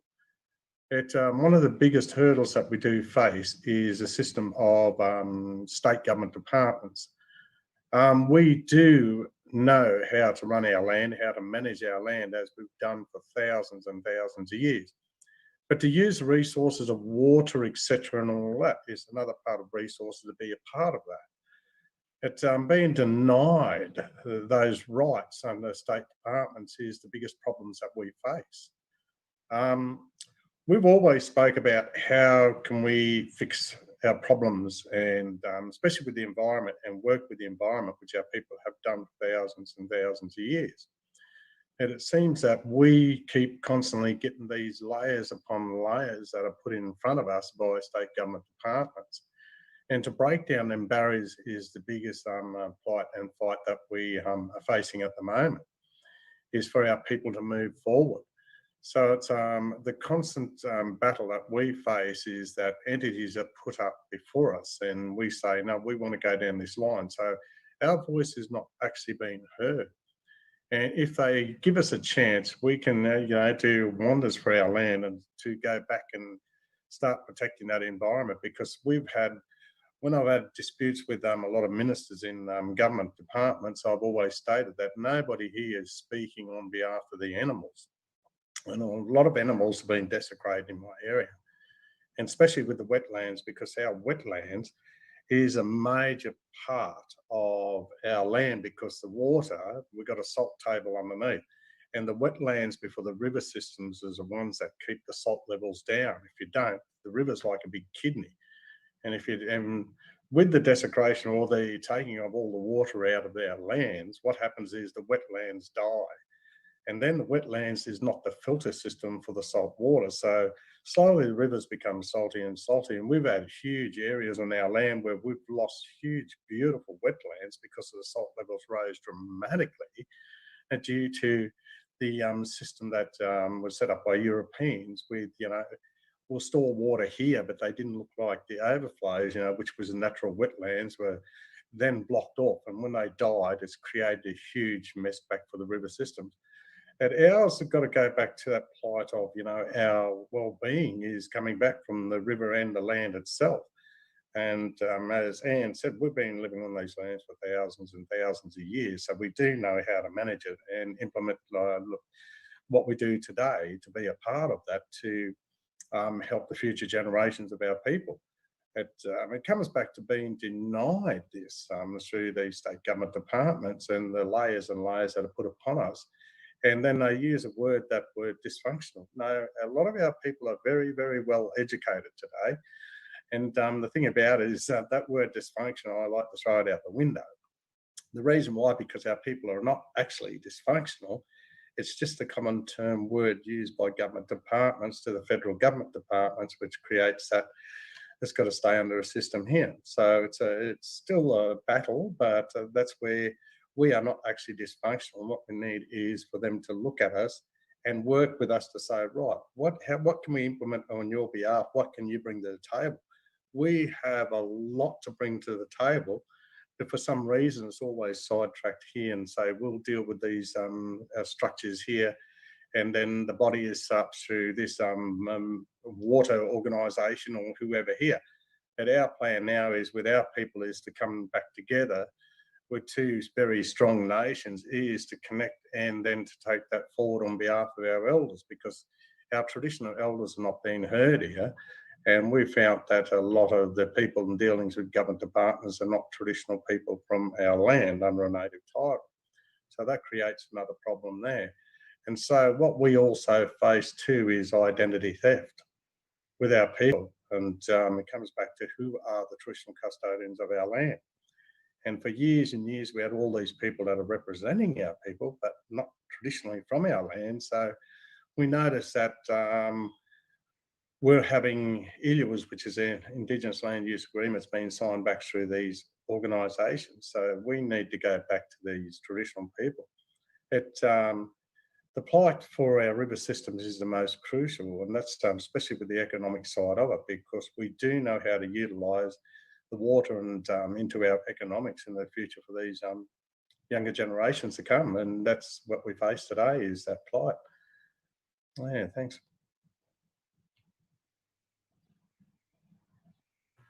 Thank you so much, Clark. I think what you just brought here as a conversation is indeed so important and so important. And I also see the link with what Anne Pollyanna just said. And by the way, if you go a little bit up in the chat, you can see that Anne just sent us all the information about her initiative. I will just send it back in the chat since I think it's a bit far. Thank you for that. Thank you again, Graham, for this. And I would like to rebound on what Carminda just asked in the chat to know if there was anyone from the Pacific in the audience that would like to raise his or her hand to talk about it, or maybe if anyone would like to answer to what Clark just said. I'll see if there is any hand raised. Laitita, in this moment, yo me voy. Yo me salgo de la. Los voy a seguir por otra vía. Tengo que terminar algunas cosas para mañana y estamos aquí seguimos en la lucha. Muchas gracias a todos y todas, y seguimos conectados. Te queda Ian, te quedas tú, te queda Laitita, te queda todo el equipo técnico que está construyendo este bonito proceso global. Vamos a solidarizar la lucha. Muy bien, muy bien. Rosy. Muy bien. Hasta luego. Hasta luego, Rosy. Hasta luego, hasta luego. Gracias, Rosy, gracias, muchas gracias. Descansa. Vamos arriba. Gracias, Rosy. Hasta luego.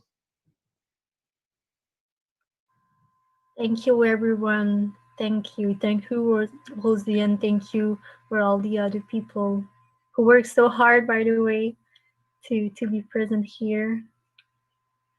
And also thank you to the interpreter who worked really, really hard, but in the shadow.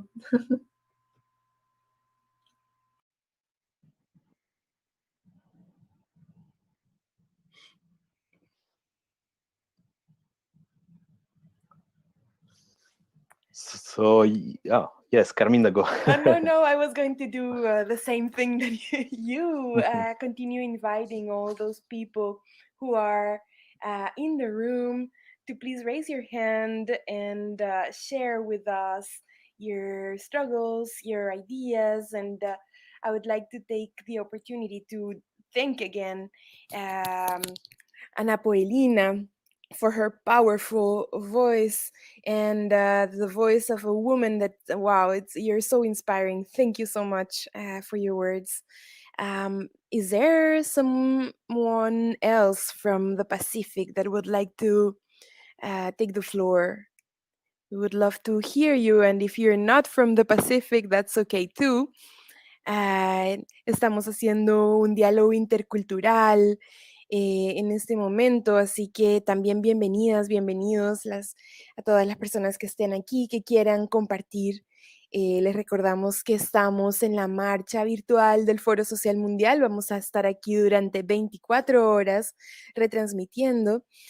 Tal vez puedo tomar un momento para recordar que mañana tendremos un panel de apertura también que será en el marco del Foro Social Mundial y de la marcha sobre todo del Foro Social Mundial, en el cual estarán presentes personas bastante extraordinarias, personas que entre ellas pues son parte del Consejo Internacional. Tenemos al ambientalista Ashish Kotari, tenemos a la gran mujer Aminata Traoré desde Senegal también, que nos estará compartiendo algunas palabras, y bueno, varias otras personas que vendrán a compartir sus perspectivas. ¿Cierto, Jan?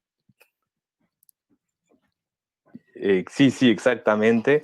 Pero creo que lo más... yes, I'm going to speak a little bit English. I think the interpreters are gone, and like we are in the ocean time, so and we are so agreed to welcome our Australian friends and Pacific friends. So I'm going to propose to show a video. Well, not here, but in the live. And maybe somebody are going to want to talk during this time, during these 2 minutes that we have. So don't hesitate. And yeah, we are going to put a video just now.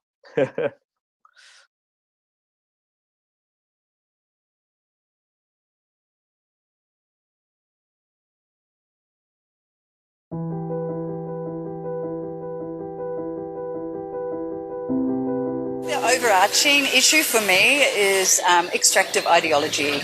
My work is focused a lot on mining and the communities that are frontline and impacted, and very often they're Indigenous communities, even in Australia. So my work is focused in Australia, in the Pacific, and in parts of Asia.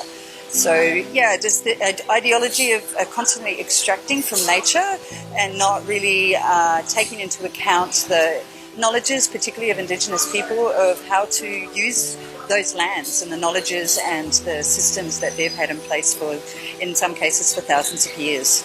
In the context of the global north, so Australia, for example, simply we need to reduce our consumption. We need some form of degrowth, or there's another term we call, which is post-extractivism. So moving beyond this extractive ideology, moving beyond mineral dependency, in the global north context, that would be circular economy, urban mining. So mining our tech, like our phones, mining the minerals and metals that are in our phones and reusing them instead of opening up new mines and new areas for extraction. In Papua New Guinea, where I work, those communities already have rich knowledges about their land.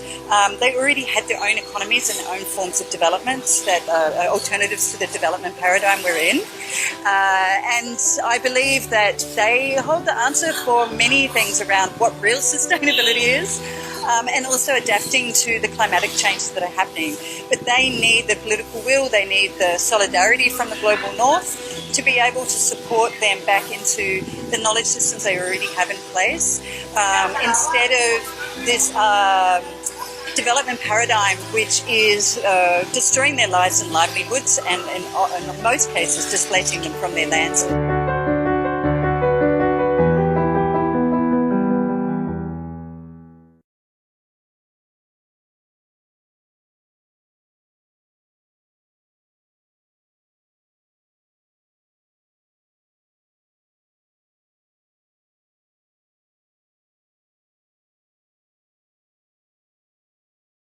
Incredible man. He's a quantum physicist, but he's also an anthropologist. You're right. And so very, very interesting. Wow, all of that. It's incredible because it's different, really different. Well, it looked to be different, material. Okay, incredible. I'm going to see if you are in live. 2 minutes. Maybe Laetitia, you want to share something?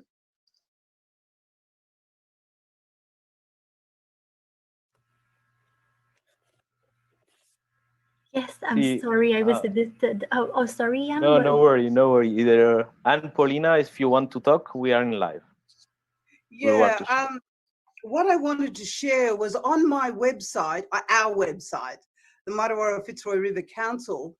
When you go in, there's a page called Liyan, Liyan, and that means like your moral compass, your spirit.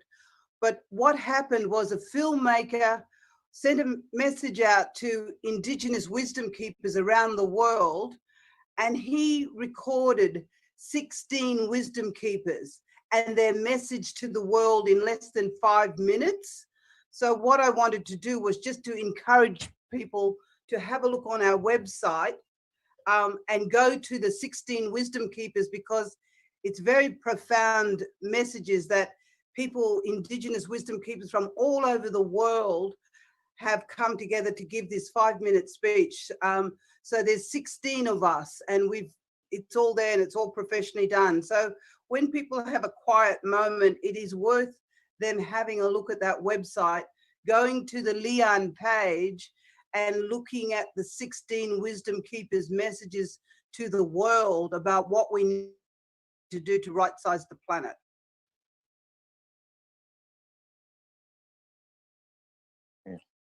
I'm looking now. It's really interesting. You have video testimonies there? Yes, there's videos, there's published reports, there's newsletters. It's very, very comprehensive. Okay. Do you think we can share during the walk? Maybe some? Yeah, definitely. Okay. Thank you. All of these messages are also on YouTube separately, but here you've got the 16 all together. So when people go on the website, they can see these messages. It's from, all over the world. So very, very important that people hear what wisdom keepers are saying, because it's critical to right-sizing the planet.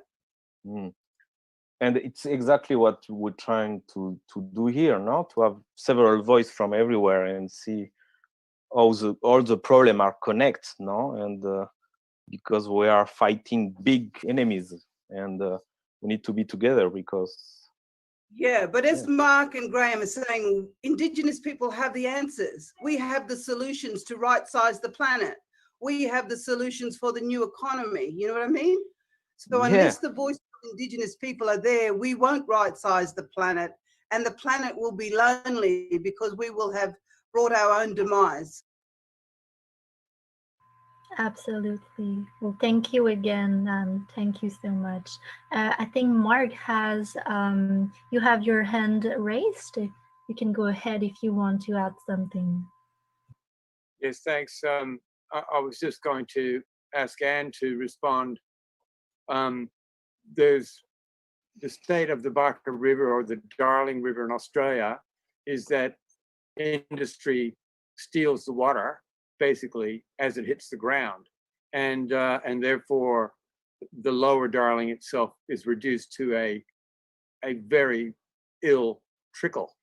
And there's great fears that those very same forces are moving to the Kimberley to extract what they can from that region, basically via the same methods.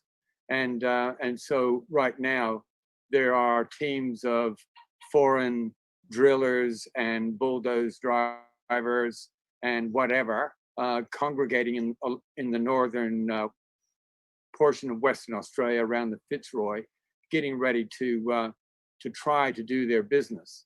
And might like to speak a little bit about what's going on in Western Australia right now. Thank you. Yeah, no, thank you for that, Mark. You know, as I said earlier, we come from an approach of peace, but we have to understand the strategies of war.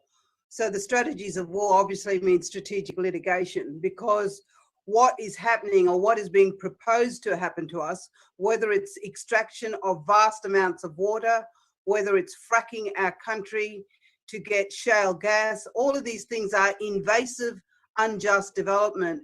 And there really needs to be a strategic litigation case around this concept of foreseeable harm. So I'm also working with very eminent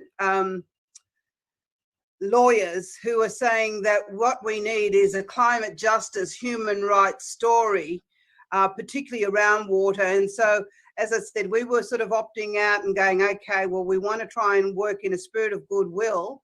But from the conversation I've had with other Indigenous people on the United Nations Permanent Forum on Indigenous People, as I said, it seems that the global conversation is that nation states are not listening to Indigenous voices unless there's a strategic litigation process that they do need to respond to. So a lot of the strategies we use are you know, because we're dealing with complexity, a lot of the strategies need to be multiple. One is, how do we bring the people with us? We have a concept called wake up the snake, which means how do you wake up the consciousness of the people so that the people can realize that we're actually all being done over for the predatory elite and the multinational corporations, and that this is not equity for anybody, anything, particularly multi-species justice.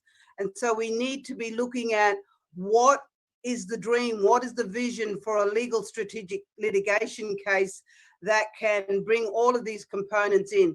How can it raise awareness? And as I said, I am having a conversation tonight with some eminent other Indigenous scholars and practitioners, and we are seriously considering a couple of strategies, one in terms of an international case, but two, how do we get the governments to respond? And it may be through a strategic litigation case here. So we are, you know, wanting to do this in a spirit of goodwill, but at the same time, the collusion and the corruption and the illusion of probity means that these companies are coming in on the green light from government. And so it's all part of the colonial invasive destruction. And so the elders are saying, well, we've got to use as many different strategies. One, to bring fellow Australians. Two, to bring the world with us. And whatever those strategies need to be, we need to do it. One of the elders said the other day, you came, you stole our land, you made us slaves, now you're back for the water. What is going to be left for blackfella? So this is now what's grounding the work we do. It's multiple strategies, it's politics, it's theatre, it's multiple stories, but it is highly likely that we need two very, very serious strategic litigation cases that can set a precedence for this nation. And we are arguing that it needs to ground first law, our customary law, with commons law and common law and the Crown law. So I think it's a very, very interesting space. I tend to work in the space of, these are very big topics. We need to throw them up into the cosmos and see where they land, because while we're waiting in the waiting time, new information, new resources, new strategies, new people come to us and can form our decision-making processes in how we move forward. where we're working with Laudato Si in terms of the Vatican, because the Pope fell in love with the Amazon and wrote a lovely love letter to the Amazon. So we're also hoping he will write a love letter to the Matawara.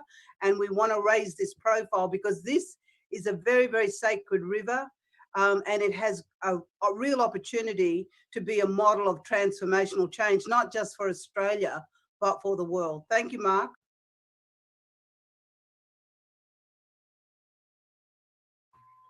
Again, thank you so much, Anne Pollyanna. I had to underline the fact that I believe you speak with so much eloquence. I don't know if it's the correct term in English since I'm not an Anglophone, but you talk with such, I think what you just said empowers a lot of people, and I really hope that other people, other Native nations are able to hear you. Oh, Mark is showing us something. Clean water is a human right. Yes. Yes, absolutely. Absolutely. But thank you again for what you just shared with us. I don't know if there are other panelists or attendees that would like to talk about it or to talk about the situation in your countries, or if you think that anything from if you could get inspired from this model that Anne Pollyanna is showing us.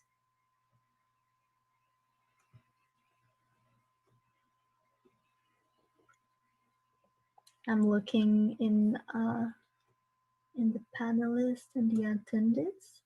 Oh, so Leticia is raising her hand. Leticia, which is not me, because I'm named Leticia as well. I don't know if we could give her the microphone. Hello, I am Leticia. I have been working with indigenous people for a long time, and the problems are quite similar. I am happy to hear about the reevaluation of the indigenous wisdom, which is so important that we're trying to reconstruct and revalue. And I'm so happy to have heard you. We have a video. That is denouncing what some indigenous people are living here, precisely because of extractivism and about laws that have been constructed for the last 30 years to protect the miners and the extractivism, and we're trying to take that to another point. It's not easy, but if we get strong through the whole world, being connected, so that page that you gave us, LIYAN, we're going to go into it, but we have to be very much connected. Thank you very much. Thank you, Leticia. I just have a question. Sorry, would you remind us from where you are from? I am from Mexico, and here's a multicultural place. There are 32. Well, there are many languages, original languages here in Mexico, and it's very rich in cultural wisdom and indigenous wisdom. So I am really very happy to hear you, and I'm going to be following you as much as I can. Thank you, Leticia. And if you want to, you can share with us any links or any website or even the video. I don't know, did you share the video with the WS? Well, my organization is called CLETA, which is with artists, but popular artists, not official artists. It's CLETA. And our website is called CLETA UNAM, CLETA, and from it's connected with the university, so it's UNAM. that's our website, Cleta UNAM. Cleta UNAM. Thank you very much. If you want, you can also send it directly in the chat so the people can save it easier if you want to. Okay, yes. Okay, I will. If that's okay with you. Yes. Yes, right now, I'll write it. Thank you, Leticia, and thank you so much for your intervention.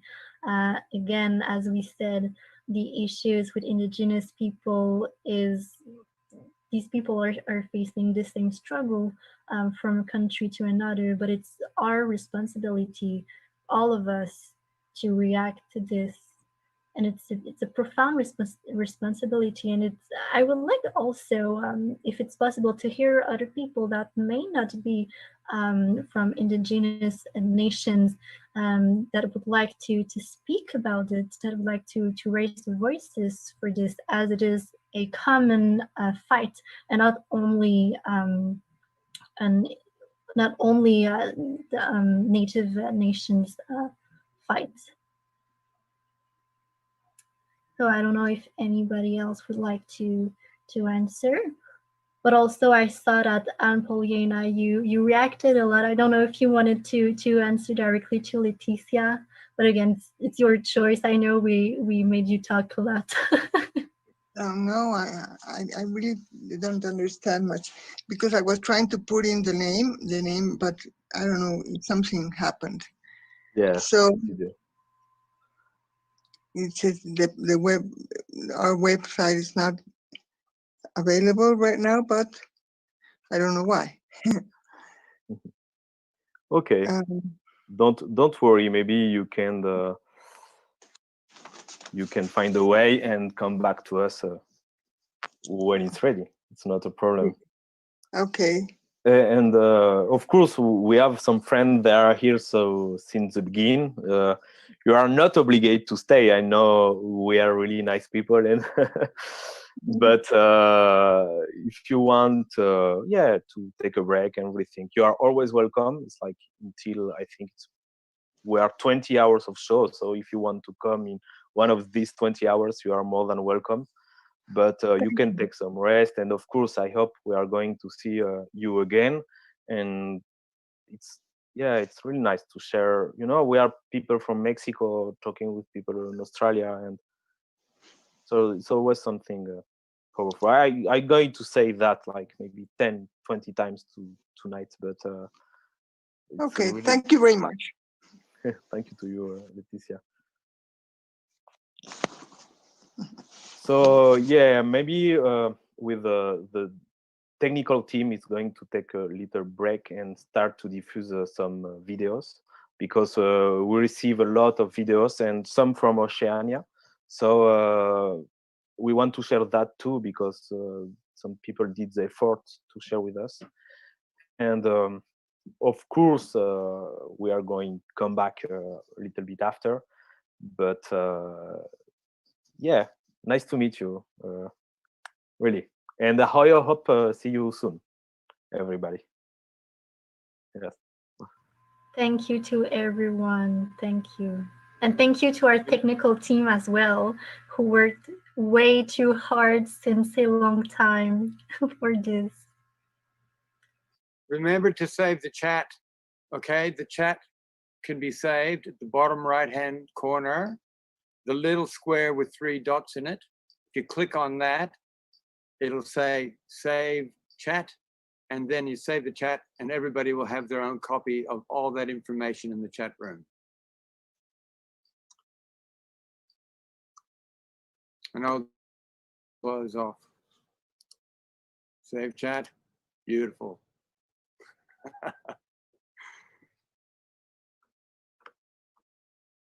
Good to see everybody. Good to see everybody. Fantastic.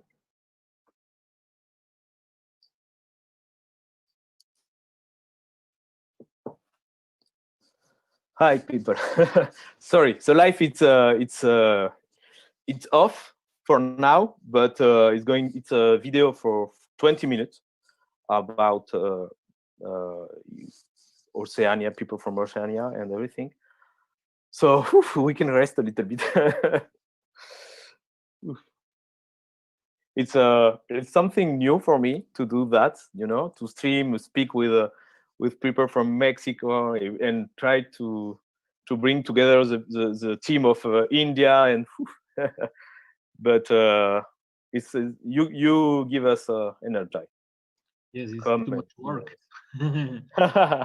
You're in the middle now. Yes. And Aaron is helping a lot with the website and everything.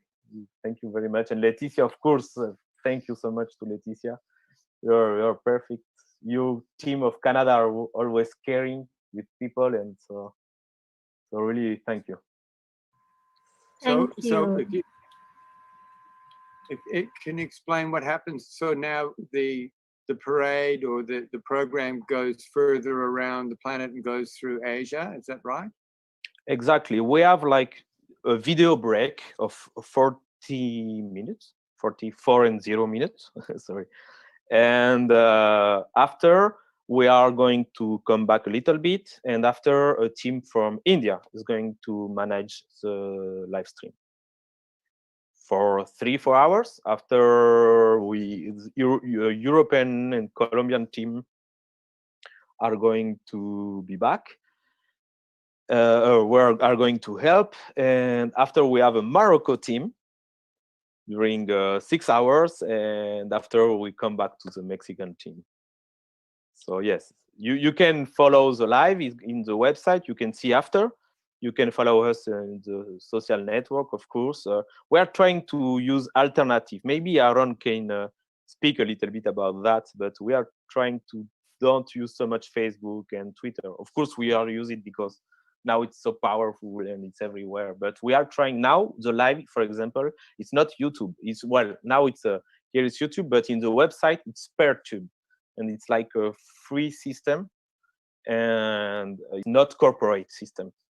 What we are using. Of course, we still need to use some tools like Zoom or, well, others, but we are trying to yes, use alternatives too. So maybe, Aaron, you want to speak a little bit about that. And of course, when you want to leave, you are free to leave. No, don't worry. But it's really nice to have you. I'm not pushing you back, of course not. No, but I'm saying, so for us in Australia, do we now sort of like switch off this Zoom and then we can get on the public feed? Is that what you like? Something like that? That saves bandwidth. No, if you want to stay, you can stay. You can stay. But yeah, now it's video in the live, so nobody sees us normally. Yeah, that's the thing. But if you want to stay, of course, you're welcome. You're welcome. Okay, so it doesn't matter how many people are here in this chat room.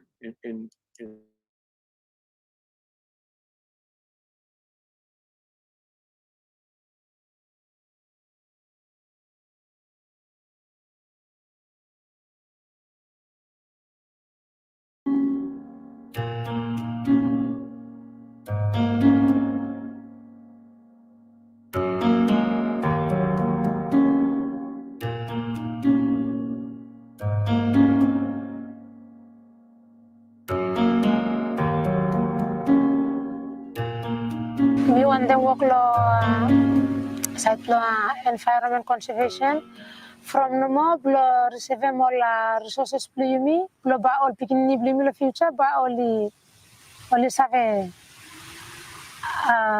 kat chance blo katol or something or some fish or something from sports where mino papo te mo katablo environment blo ke mo something or some ba lo future kam ba pikini blumi ba no save kai crab or no save kai fish or kai no save look total so mi klatu mas mi join environment group blo become conservation lo resources blumi blo by lo future kam ba pikini blumi save benefit lo resources blo stop Mimi woman blessiana woman tana and Mimi come out lo chiefly family one lo one bala nakamal mi very high supreme nakamal mi one simple mama no me been school ko kasi me attend was E11 and then lack of school we may come back And me didn't say that's not the end of my education. So me start to read them all books. Me start to me exercise more rights for me go through lo plan de me haram say kat workshop sambles I had to be there attend them. This is where me start building up knowledge for me Imi lo fana tu imi fana mat se plan de meeting or workshops for you me mainly all mana balikam stand balik tok all make decision be something we Mr. fana mat se all woman now all use plan de all resource ya pitimol man from no se all kita wali tram do ting se by tomorrow pigini ni blomi kakay wanem all evening tete pigini blomi maskat kakay so all woman only kali katon big flower role ya we list up claim lo set lo resource harvest and also emi important lo emi involvement kita lo set lo resource management Fanata resource management network emi one network resource management lo fanata na ye mi got about 500 communities will start lo an action iko kasen lo Torres and lo ifria al communities so likam together lo ATM lo karemo nivel la safe nivel la tingti de lo copak lo communities lo kata lo communities contenu lo de communities lo ligot lo la resource lo after when we been kolo training lo 2015 and then me come back lo Malaysia me meeting seminar like em lo stop no more sem me must go express more skills lo me when me been learning lo training me been koran lo on communities lo me lo motalava have me been giving me one clear picture say lo motalava ikatol conservation hem stop bay no katol management plan plan the division lo me lo biodiversity me mainly all woman boss lo me one woman after me one woman that me tuvla together stop work main work lo me tuvla me lo set lo conservation biodiversity conservation 1992 convention lo biological diversity me been launched yumi lo fanati me been sign em also party mo yumi ratify lo 1993 time yumi nga member lo convention ya yumi katuan responsibility to lo yumi report ikopak lo convention ya lo wanem yumi stop making so following thinking ya fanatu kafman through the department of environment yumi develop one national document where yumi call one NBSAP national biodiversity strategy and action plan I think thinking blo strategy ya emi blo help em yumi lo mainly lo set lo resource management conservation and protection so look the plan the communities lo yumi look all protected area or also small conservation area also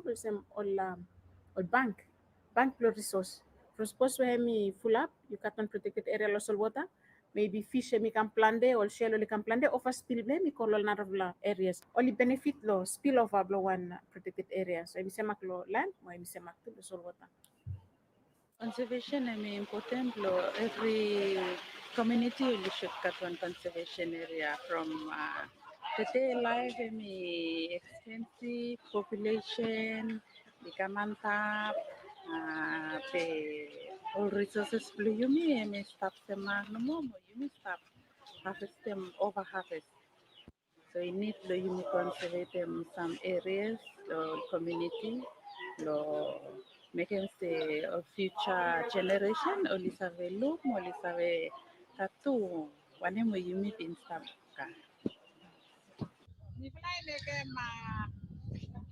monitoring lo conservation area plomifala lo mostoalan lo sunai village mifla yusumol school pikinini lo iya high school pikinini lo liteke mata activity ya from mifla wande se timely crop lisafe from anemna mi important lo conserve one area team plo iya 2017 emi look out tete plo you cut tomorrow okay main ding behind lo necessary we mi fly start makem o mi motoni start makem from semi fly look say now ya lo communities only overuse mal resources so from tourism lo bless belum ifla so all man only katen tan plante kind trees belum megem house after ale mifla sta megem all neseria belum ifla bin megem awareness finish pa mifla megem all neseri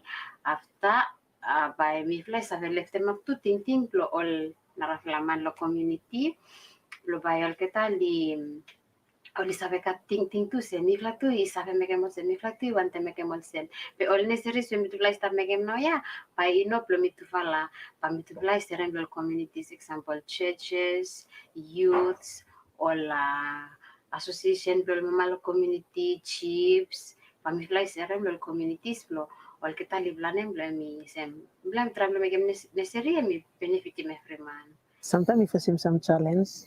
So time we face some challenge, some only criticize or only talk about, or me still keep on with them one women.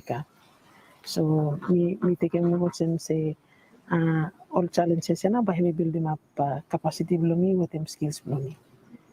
Oh, but me face plan the challenge. Bali talem ni young Tomas or Bali talem.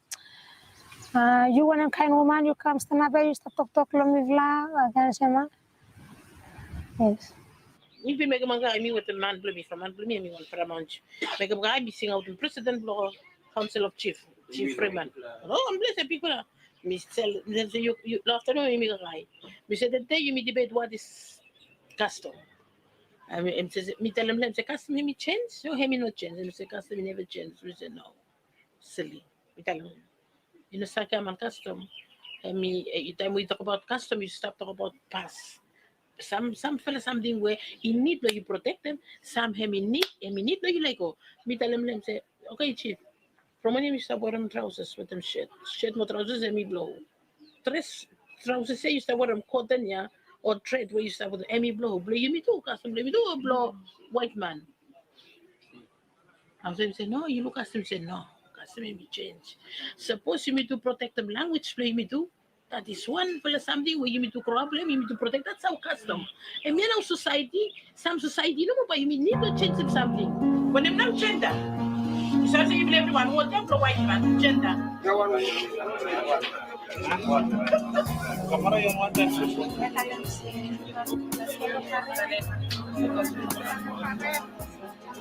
Mas você me conhece de outro mas a pequena ele não vai te flashing né claro só me flashing você mamãe ele flashing everything você deve ser before e foi não sei me ter papá não oli for every decision that so você deve me ter mamãe camisa me chenda no me ter tu vai pôr em casa no quando any decision lo saya miluk lupa lo di sekolah ICM miluk imikat plante woman oli kami site lo di sekolah annual general meeting lo Vanuatai. Suppose you refer bagai kopak lo history lo di sekolah wall where you miluk back them got a create wall ya create man finish. Then after you create woman. Ikat one reason why got a create woman long wall ya. So you make him friend. O partner lo wan falaman lo tulay sabi leaf long wall ya. Then me create me for something lo wall finish then you get inside lo wan lo book lo changes me tell him say you tulay ko look out him dominion look out him all nature ya. So he me not tell him Adam him one. He me tell him you tulay ko look out him wall ya all nature all resource waste up long wall ya. So time you me take back history belong to the wall. You can back the time to you today. Responsibility to look out any resource waste up long town. He play you everyone, man, woman. Full time small man all kita small starting high all kita the Roman. Okay, we come the time look say. I mean, one program we say lift them up in the woman barrier. We play come and tap. We say work together. We make the Senate play strong. We start work together for building up country dream.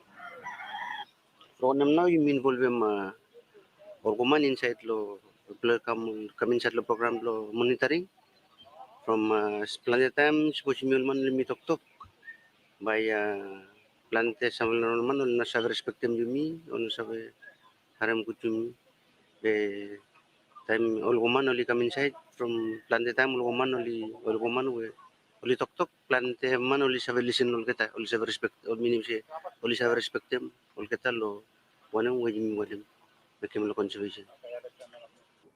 Me work closely with them Tony and me one woman. You got something where me woman me no sabe mekem by me depend on Tony blo he me sabe mekem. More time me team something blo me go mekem awareness or blo me give him lo community blo all awareness me mekem I work out and me ask him assistance with that Tony. Blo he me sabe help me lo he me after one when me help him Tony le he me I got something where Tony hemi one time sepai mekem hemi no sa mekem me as one woman me sa mekem me help him Tony lehem was la custom blom mi fala I got some places sepai Tony no sa ko hemi shoot ko la flesana ko hemi tege mi pa me help him after sometimes tami like ko tok lo nakamal ko chief pa me no sa tok Tony hemi start le help me lo all place of central hemi one man. Leadership law woman law addressing issues of climate change very important from where on mama we start with the community we have environment where we start around bush solwara or reef or something we start around our house all man or woman so we have a woman start having a society so time only Kimi putu mol kata lo one position lo isa making some decision only bring experience yan ika. Emi kutumas we ol mama ol save come inside from ol kata ol save making pull up something. Ol same inside lo village lo yumi time one papa mi tale one something ol man ol same ol man ol no interest lem pe ol mama time we ol kata ol save talent something pe narfala mama is interest lo polemane mo mama hemi talent mi look se mama hemi important mas lo isa festa weteman meeting lo em save litim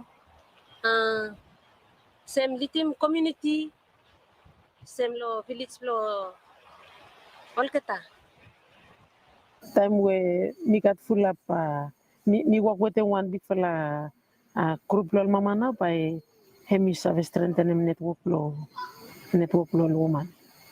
Suppose me work me one by me no save me want something or me no save achieve one project.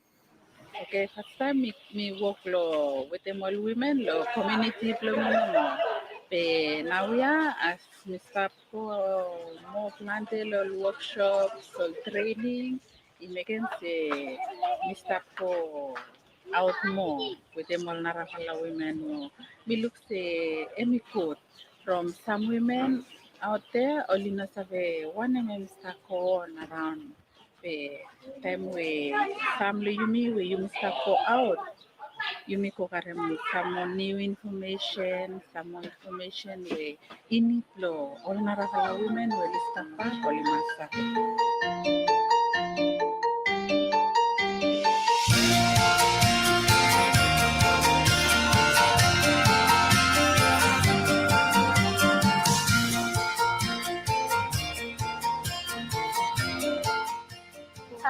me invite them all call for me.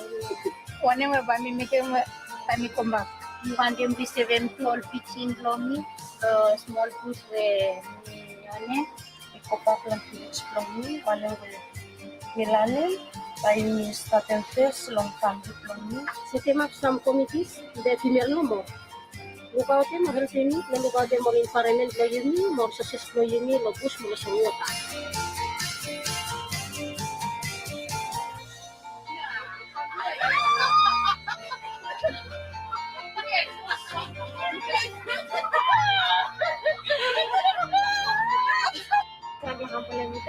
One member or one man will eat town.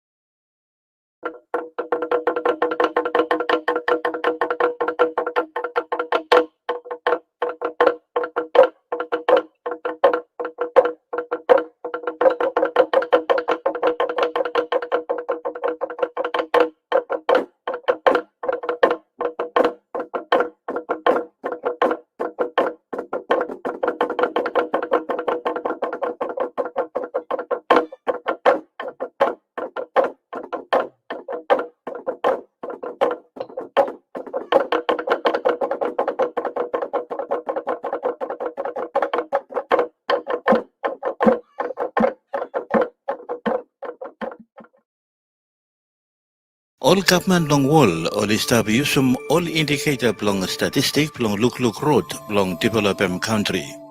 All indicator only giving one picture long well-being or quality long life long all people long one country. All indicator only represent them values long one people. Start long 1940s, all government long wall only depend planning long one indicator where only sing out them gross domestic product or GDP.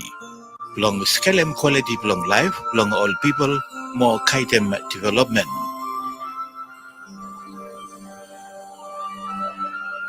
GDP, hemi count them every something way one country produce them, where it got value long money.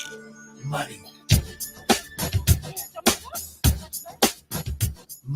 All man long government only believe say time GDP or amount long money equal end up.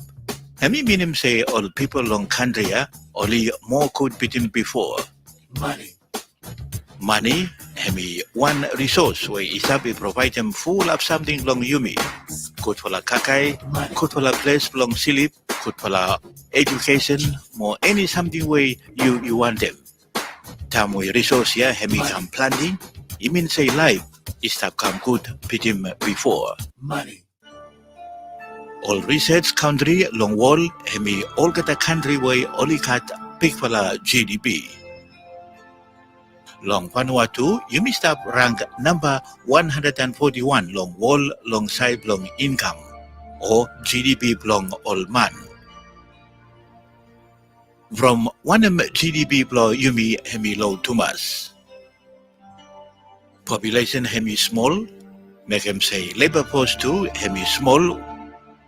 Crown hemi small, make him say you mean no sabi produce too much something long crown long salem. Education, ino customer all people, 30% net enrollment no more long secondary school. Hemi make him say small labor force flow yumi, hemi no got skill also labor force long narrow country long wall. Weather long yumi too, also more cyclone, earthquake, landslide, more tsunami, hemi spolem production. From all reason more from way GDP long yumi hemi low too much, more iha too much long make money ika mandap, all narrow country long wall, only put him Vanuatu long one list long LDC or least developed country. It got 48 country everyone long wall where it stop long list long LDC. More all the country only more poor pitim all narfala country.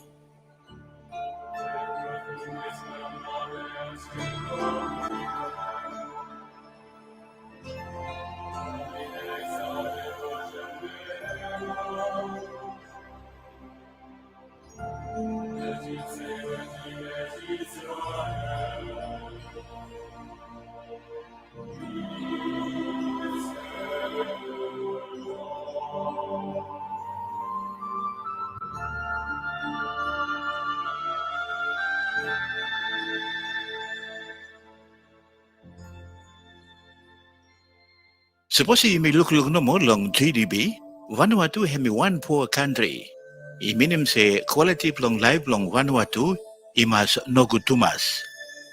But suppose you may start long look long all narvala something, or something where yumi all man place is stop tell him say hemi important long life long yumi, or something where hemi stop make him life equal, more support him yumi where ino depend long vatu.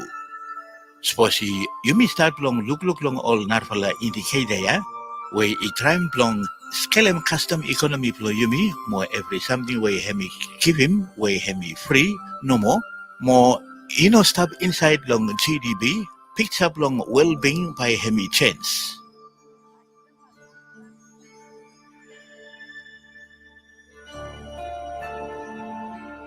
Malfatu Maori National Council long Chiefs where them support long Vanuatu National Office long Statistics, Vanuatu Cultural Center more the Christiansen Fund, is start long look long all kata narfala indicator long well-being, long make them say now ya, Kapman long Yumi, more old chief long Yumi, is have a developing country ya for them one way Yumi no more, Yumi tell them say, hemi important long life long Yumi. Ground. Hemi mama plong yumi. Hemi give him every something long yumi where yumi need him plong life. Tam yumi got access long custom ground more all resource long bush more salwara where yumi no need him plong pem waitem vatu. Yumi got access long free more healthy kakai. Free more good for housing. More place plong cook. Free more safe medicine. Free transport. More free place plong rest them body belong yumi time yumi dead. Try think about suppose you must spend all kata something ya by you kara money where. Study long well-being hemi find them say big for the maturity 92% belong all household long Vanuatu rural place way 3 out long every 4 months live lo hem got access long custom crown. College of everyone 95% we got access long custom crown. Use some crown ya long build them house long all kata more plan them kakai long all kata. Long thinking long all man we only got access long custom crown. Big for the maturity 88% hemi haram say crown ya enough or if him one way family long all kata only need him.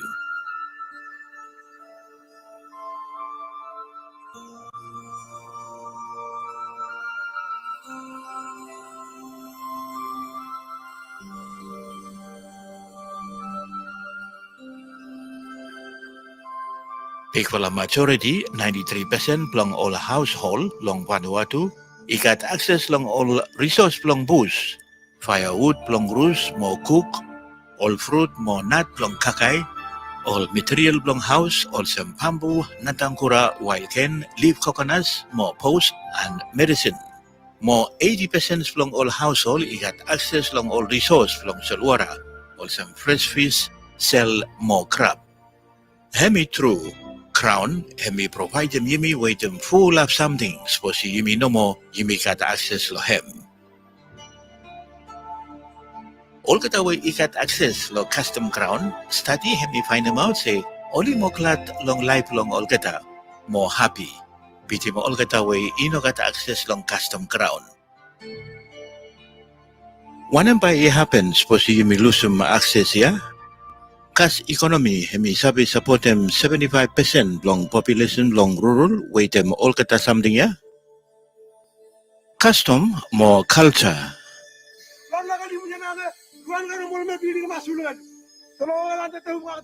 Yumi sabi meaning blohem. Yumi born, yumi come inside long wall ya. More plong big for maturity plong yumi 92%. All first talk long yumi, only long indigenous language. Yumi got beat him 100 indigenous language long Vanuatu, where ilanam yumi long culture more custom long yumi. More yumi way indigenous language and me first one language long yumi, I understand him good, more sabe talk to good language ya. Custom sabe long yumi, and me strong yet from no more yumi holem tight language. Big for the majority, 97% belong yumi. Is away all time, belong plan them, more harvest them, all kakai. And history belong family belong yumi. More all name belong all something long bush, more solwara.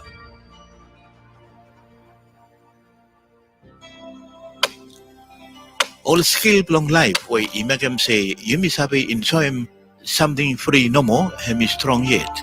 Wait them, beat him. Have 61% belong every household long Vanuatu where isabe planem kakai, isabe rusum kakai, isabe make them custom medicine, mo isabe build them house with them all resource long bush we only sabe karam free no more. All skill ya hemi some out say Yumi sabe make him full of something where suppose Yumi no sabe make him, Yumi must cut money belong make him. Hemi so much way place now, lo Vanuatu hemi stop depend pick one long money belong life. One by happens suppose Yumi lose more skill, more sabe ya, more language way he help lo pass him. Education belong schoolhouse is sabe make sure say skill way Yumi cut. Enough long provide them every something way education long culture give him. Participation long custom ceremony hemi important long life long ding long big majority 92% long all man more woman Vanuatu. Long participants you must cut access long all kata something way ikat value long custom exchange. All custom money, all big yam mad more cover. Calls up all people 97% got full access or isabe access them some long all get a custom money where only produce them long household or only borrow long one family. All get away got strong ding long participants long custom only happy more long life long all get a pidim all get away serem ding ya. One and by hemi happens was Yumi lose him access long all custom money belong Yumi. Whereby Yumi no more sabe participate long all custom ceremony. Community. Long Yumi way Yumi stop long rural, all man, woman more beginning way is stop long village long Yumi, emia community long Yumi. Yumi way Yumi stop long town, community hemi sabe minim island community belong Yumi, church community belong Yumi, or area belong town where Yumi live lo him. One strong community, hemi one community where all man you work together, where only harem say only save, only got respect, more where only got all good for la leader, where isabe look out them all got a resource belong community, or straight them all problem. Bigfola majority, 78% belong all community long Vanuatu, is stop come together belong meeting. Only come together belong talk round long all issue belong all kata, belong support them all kata long any something way all kata in need him or in need belong make him more straighten. More callers up all kata man, more woman, everyone 91% is stop call long meeting belong community belong all kata. Sambalaman is stop call long every meeting. One time. Plenty long all chief, 95% long rural too. Only look say attendance long all kata big fella man mo woman long meeting say hemi good. All kata way only take part long all meeting long community. More work long support them all narfala man. Imo glad long life long all kata. More happy. Pitim all kata way only look out them all kata no more no ko too much long community. All chief long rural only ding high long all member long community long all kata way 94% hemi talam say level long respect long all big man mo woman long community long all kata hemi good long same time all man mo woman eating high long work long all chief long all kata majority long all people 67% only believe say chief long all kata ikut too much long side long communication straight them raw, look how them all resource from community, more respect from custom.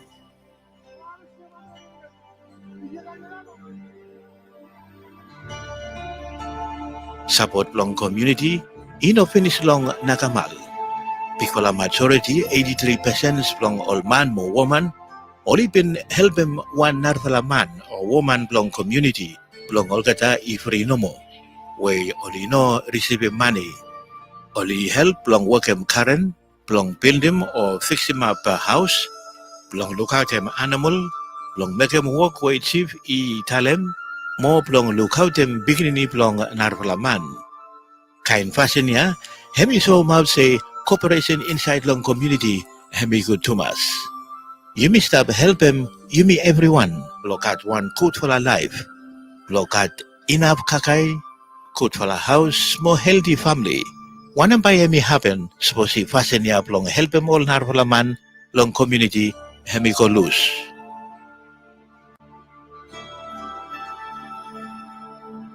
Yes, hemi true. Say money hemi one resource where isabi provide them full of something long yumi.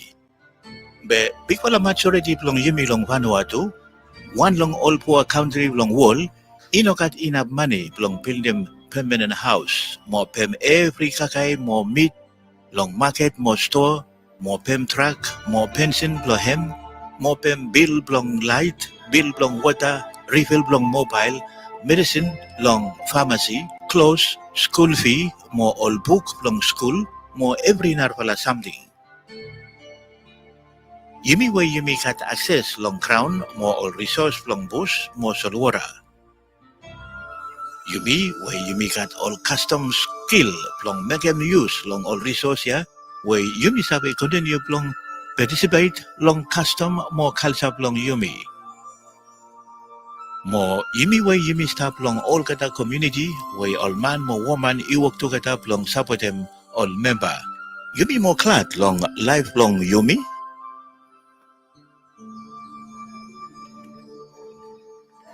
Yumi lucky too much.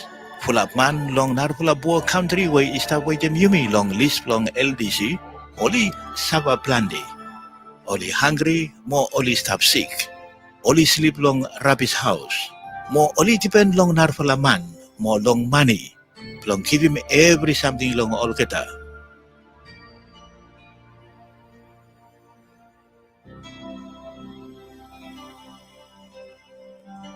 Wait them all get a new indicator long well-being way study hemi look lehem. You misabi make sure say all get something way cash economy ino sabi provide them yumi. Only stop strong long support them yumi more all future generation long yumi.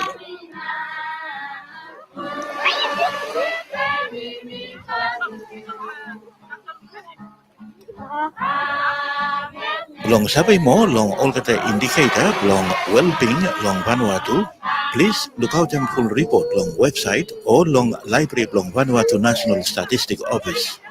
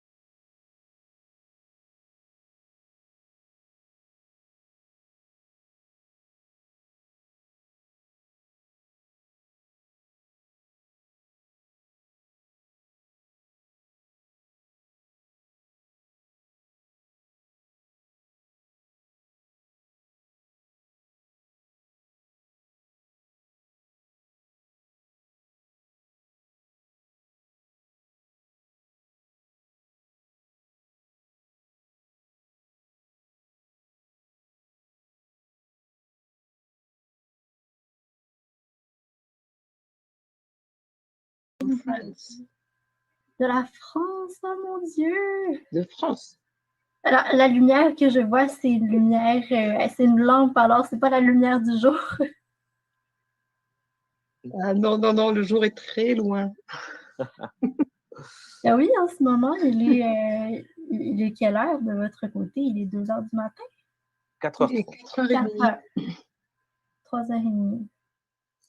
Bon. Bon, juste pour vous dire qu'on est en live à nouveau. Oui. C'est le retour. C'est bon. We have to speak English. Yes, it's better.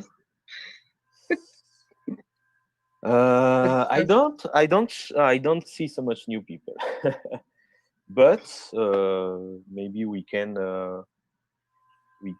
profit of this turn to speak about Africa, because the Asian team is preparing. We have all a big team of Indian people from India. They are preparing the live and etc. They are going to show some videos and do all the mix interesting, and probably talk about the big protestation of farmers than we can when they're happening now. You know, the 26th, I think there are going to be a big march. They are waiting for almost 2 million people. So it's going to be something huge. I think we have a lot to learn from them. So I'm happy to really soon, in 1 hour, a little bit more, to give them the live. Mark Merritt from Oceania, Isabel, stay with us. Hi, Mark. I'm here. You're still here. Yep. Yeah. I'm stuffing my face. Okay, great. So Isabel, Graham is back. Graham is back too. Graham Clark is back. Yeah. I Graham don't is know. from Oceania too. Graham is a Barkindji man from central Australia, from Western New South Wales in Australia. That Vanuatu film, was that Vanuatu? Yeah. It shows the value, the real value of traditional culture and local community economies. Beautiful.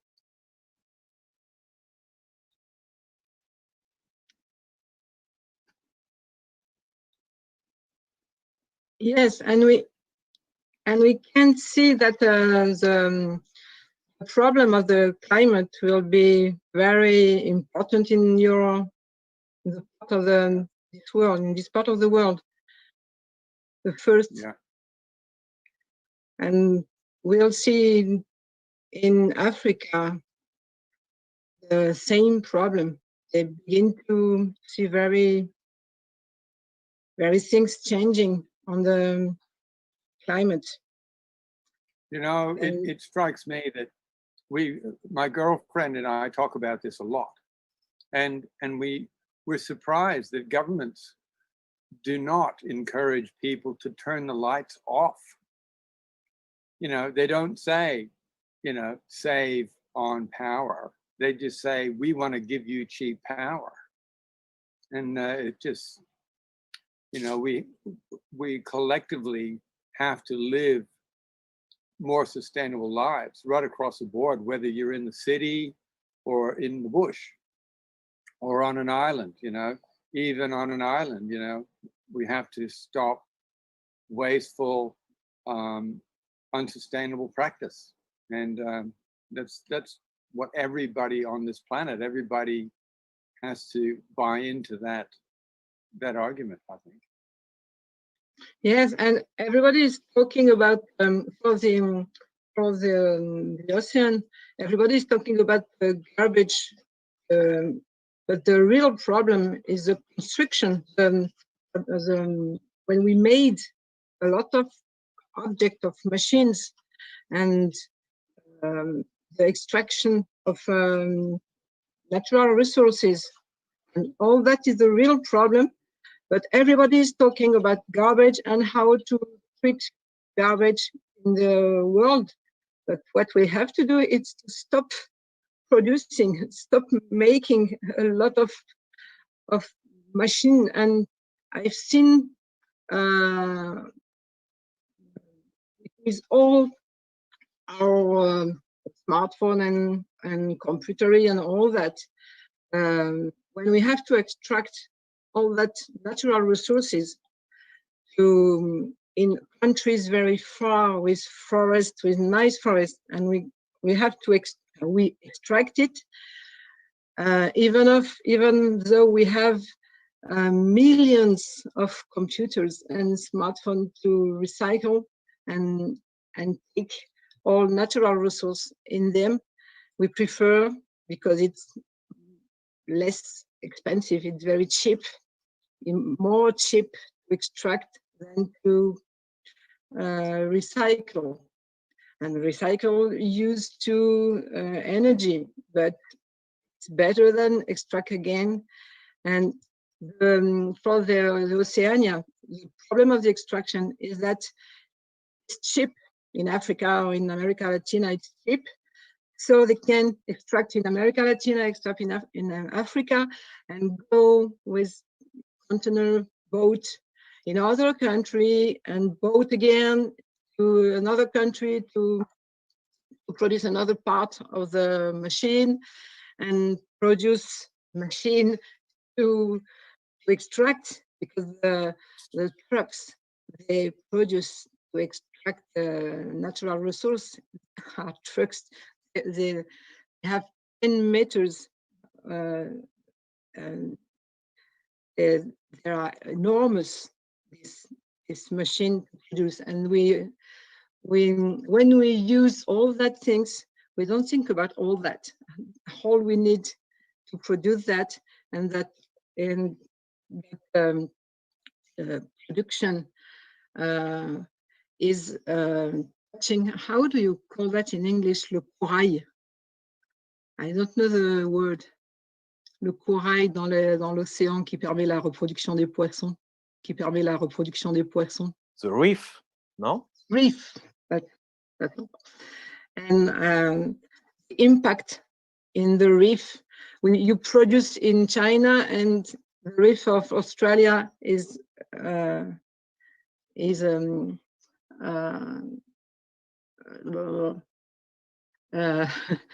old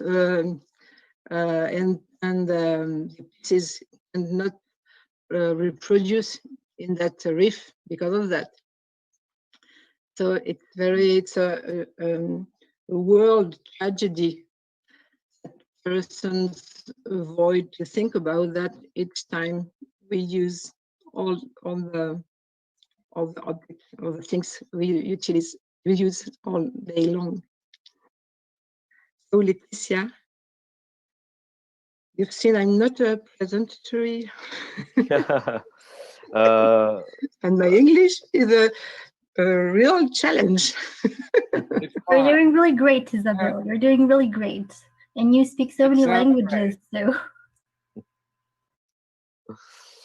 Mark, Isabel, it's a militant like me from ATTAC France.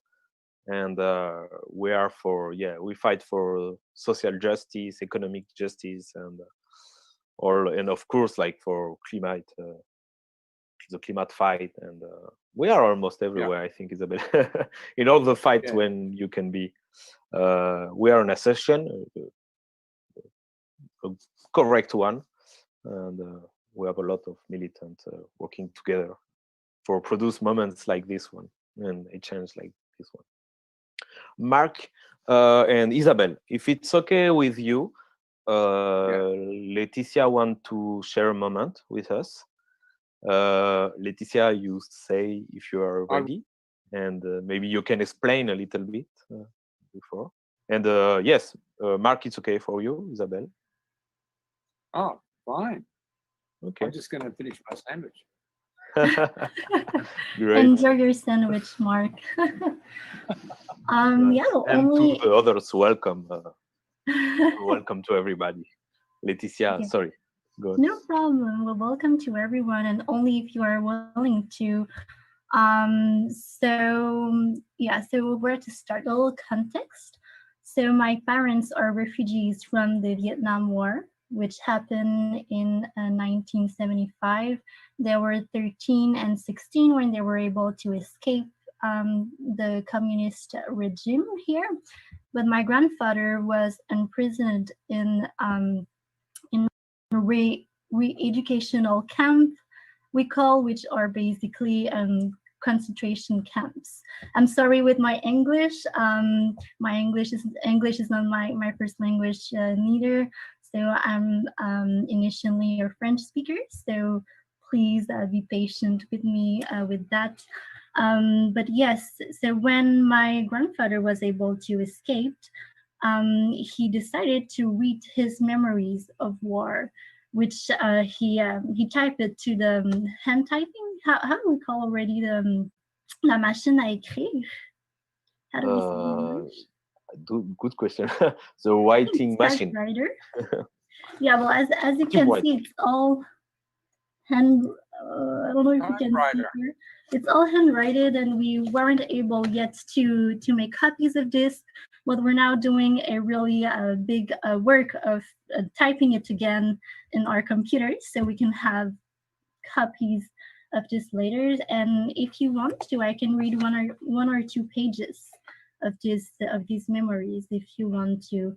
It's written in French, so I will try to translate it as I read it. So please again be patient with me, since I'm reading some of these pages for the first time, since I didn't have the chance already to read all of it. So I will going to discover a part of my grandfather's history with you, and we're going to go through his words.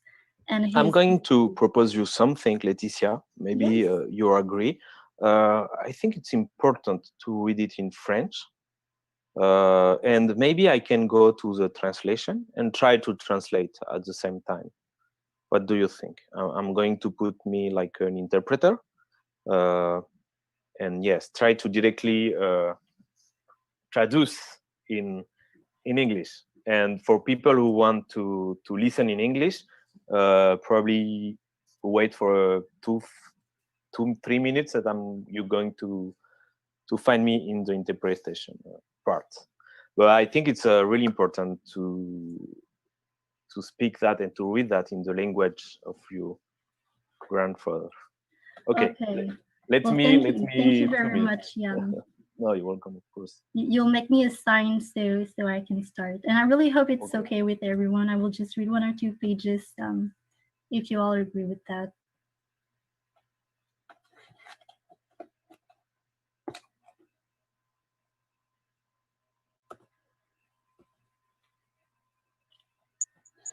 Yes.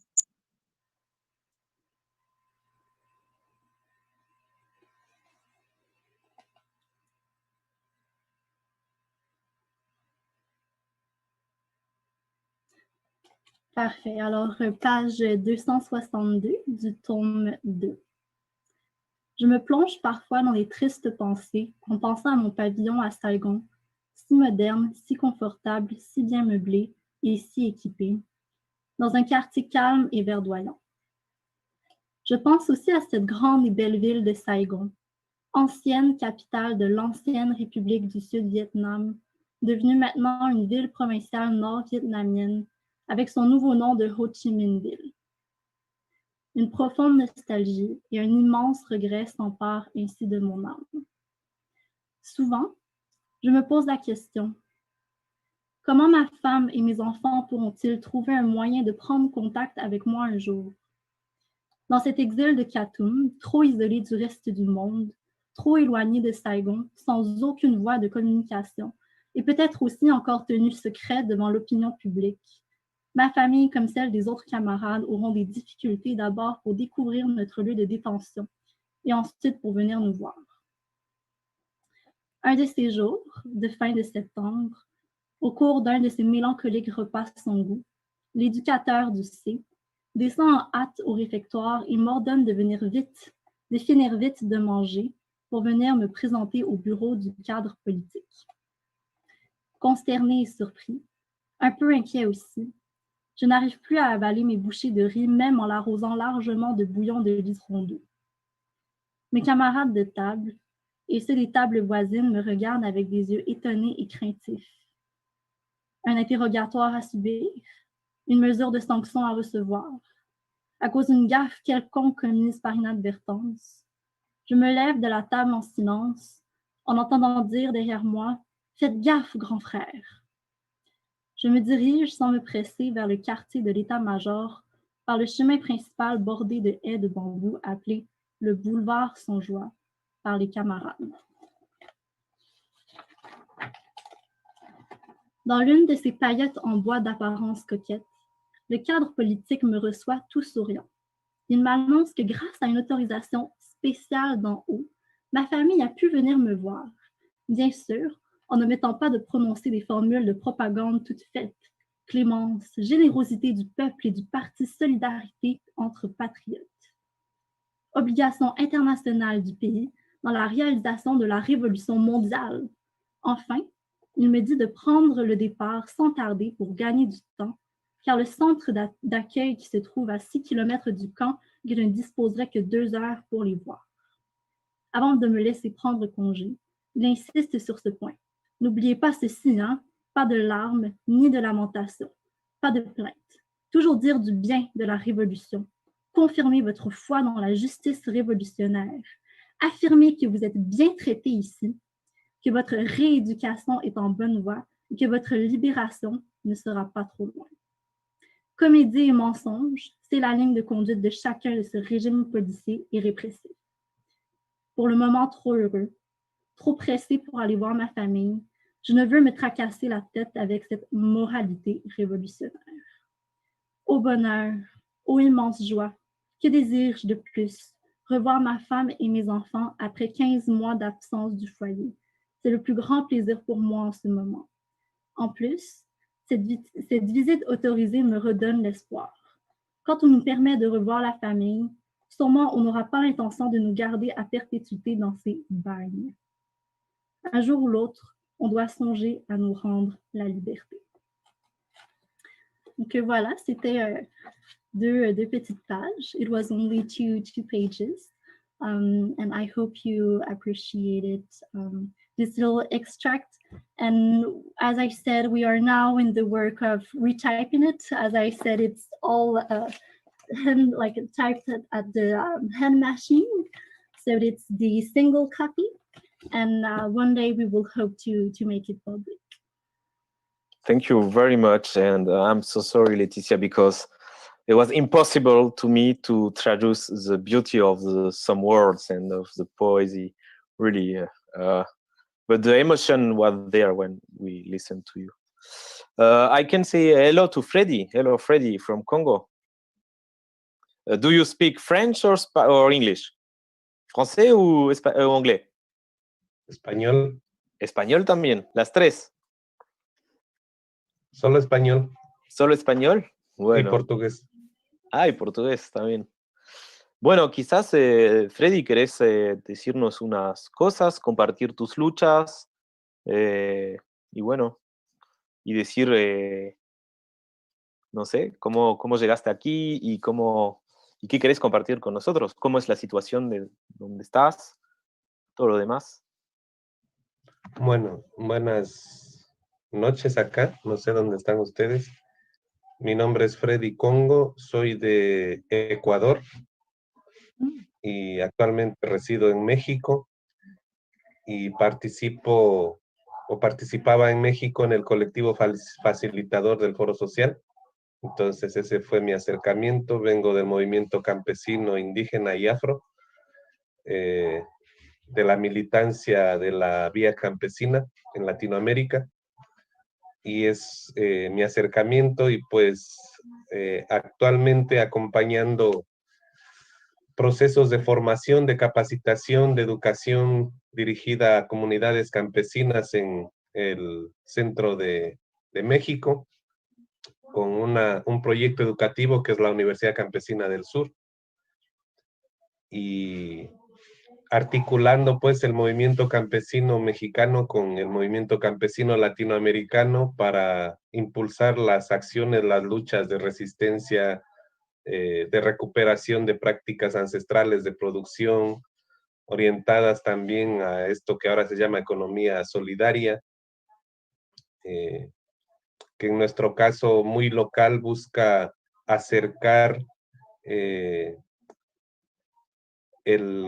a los consumidores urbanos con los productores rurales para que el comercio sea más directo y reducir o eliminar la intermediación, que son quienes se llevan la mayoría de la ganancia en el sistema de intercambio de productos. Y pues eso básicamente, me desconecté un poco en estas últimas semanas de preparación del foro por cuestiones laborales, pero en lo que podamos estamos participando en algunas de las sesiones. Muchas gracias. Y es muy interesante el problema de que estás hablando, porque la mayoría de la producción del mundo es por la comida, la comida.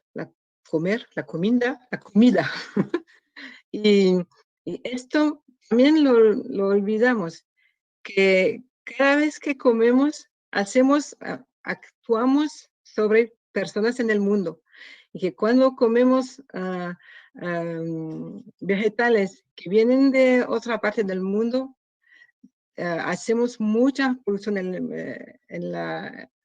el aire, en el mar, y hoy día actuar para el futuro es comer lo que es cerca de ti, y cuando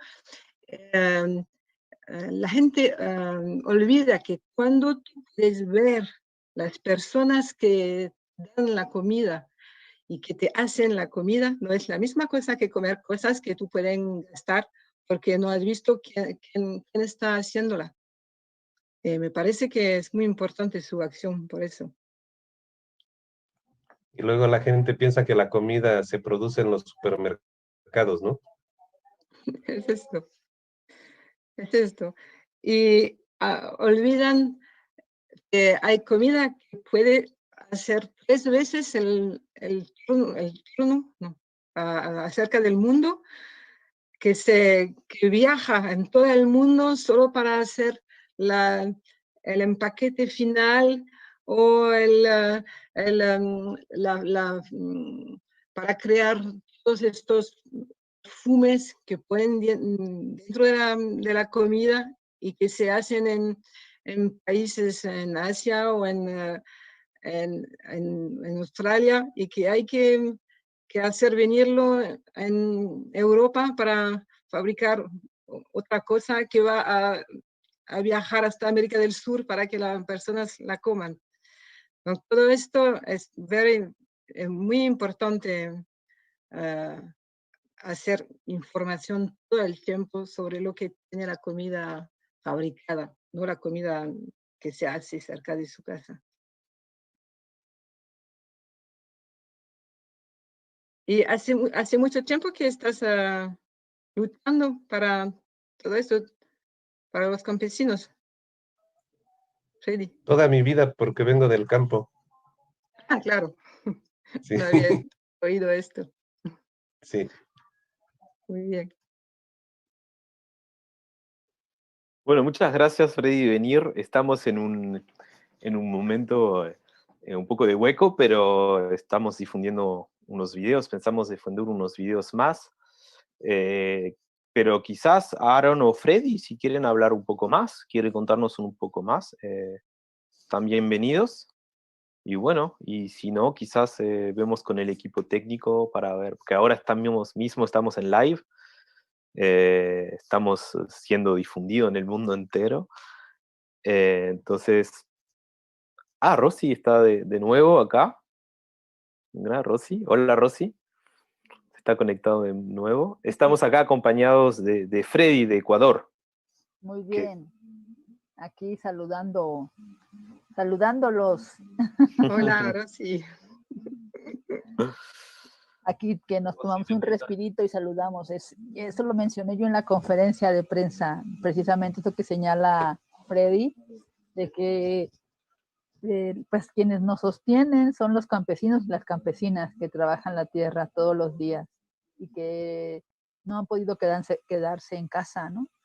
Que nosotros tenemos que cambiar nuestros modos de consumo. Entonces, gracias Freddy por estar y claro que sigues en el proceso, esto se paró un poco, pero lo estamos retomando. El Foro Social Mundial lo tenemos que construir entre todas y todos, entre las luchas, los pueblos, los territorios. Y bueno, eso, me asomé aquí nomás para saludar un ratito. Chévere, qué gusto verte.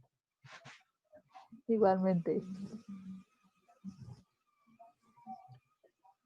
Pienso que el papel del foro hoy día es permitir que sea un proceso muy horizontal, que todas las personas, que sean un pequeño campesino por ejemplo, hay un campesino que me gusta mucho, un campesino activista que se llama Víctor Nzusi en Congo, otro en Congo, en África, y él lucha desde 35 años en su pequeño lugar y hace agricultura y hace conferencias y hace pasajes en televisión, en radio, informar a las personas sobre la importancia de comer lo que se hace en el país y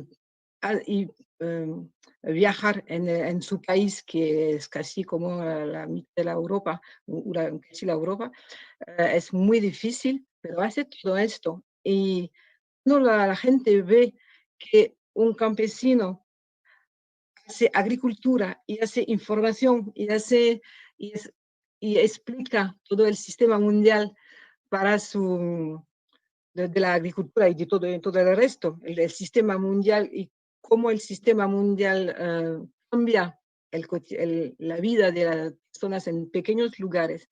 Es muy importante que estas personas pueden tener la misma voz que las grandes, que pueden hablar cuando quieren, que están en gran estructuras, gran organizaciones. Y pienso que el principal papel del foro es esto, hacer conocer a todos los pequeños que dan su vida, no dan algunas horas, dan su vida todos los días para hacer conocer estos problemas.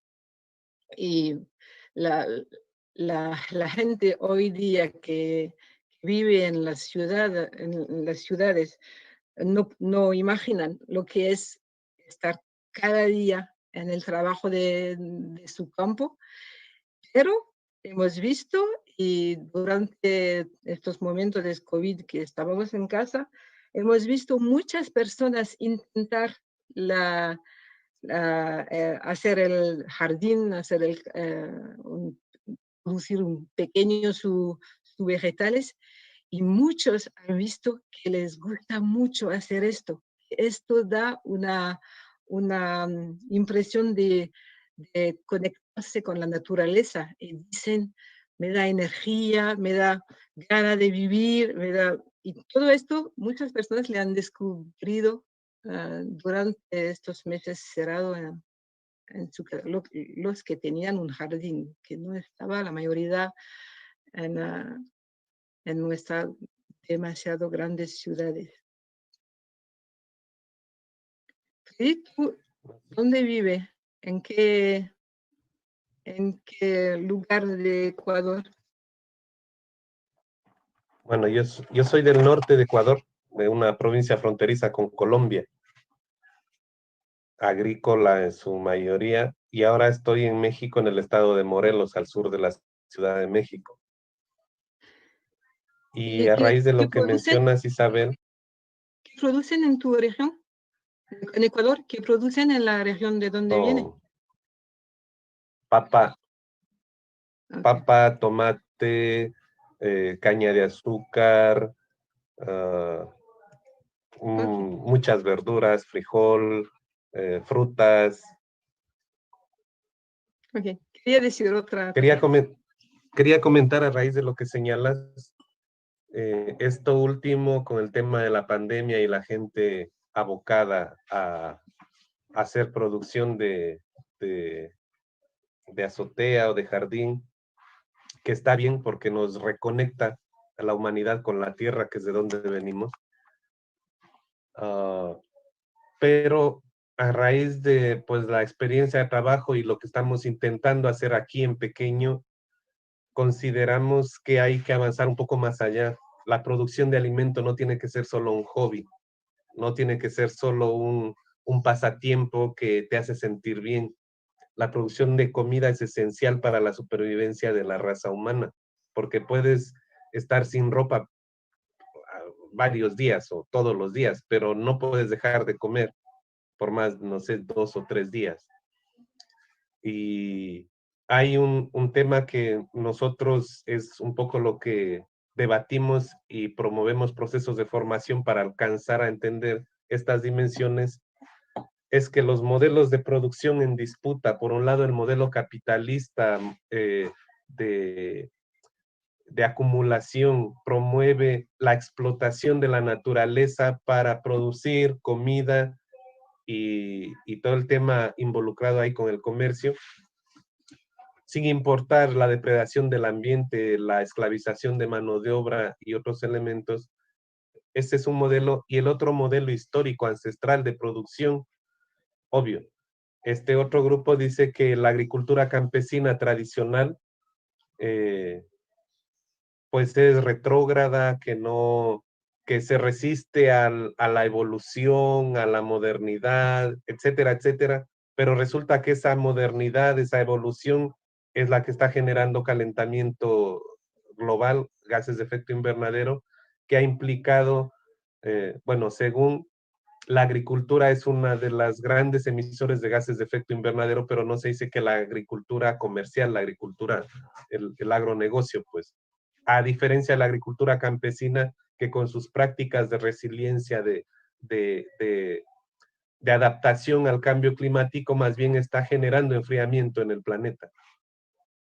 Y ahí considero, de lo que he visto en México y lo que he visto en mismo Ecuador y otros países de Latinoamérica, hace falta mucho el acercamiento campo-ciudad, el acercamiento y la solidaridad entre los consumidores en la ciudad y los productores en las zonas rurales, porque justo hay personas que militan en movimientos o son activistas, yo he visto, que prefieren ir a hacer sus compras a un supermercado, a una cadena comercial, que ir a hacer las compras al mercadito local o directamente buscar relacionarse con productores locales. Y esas son contradicciones que tenemos, ¿no?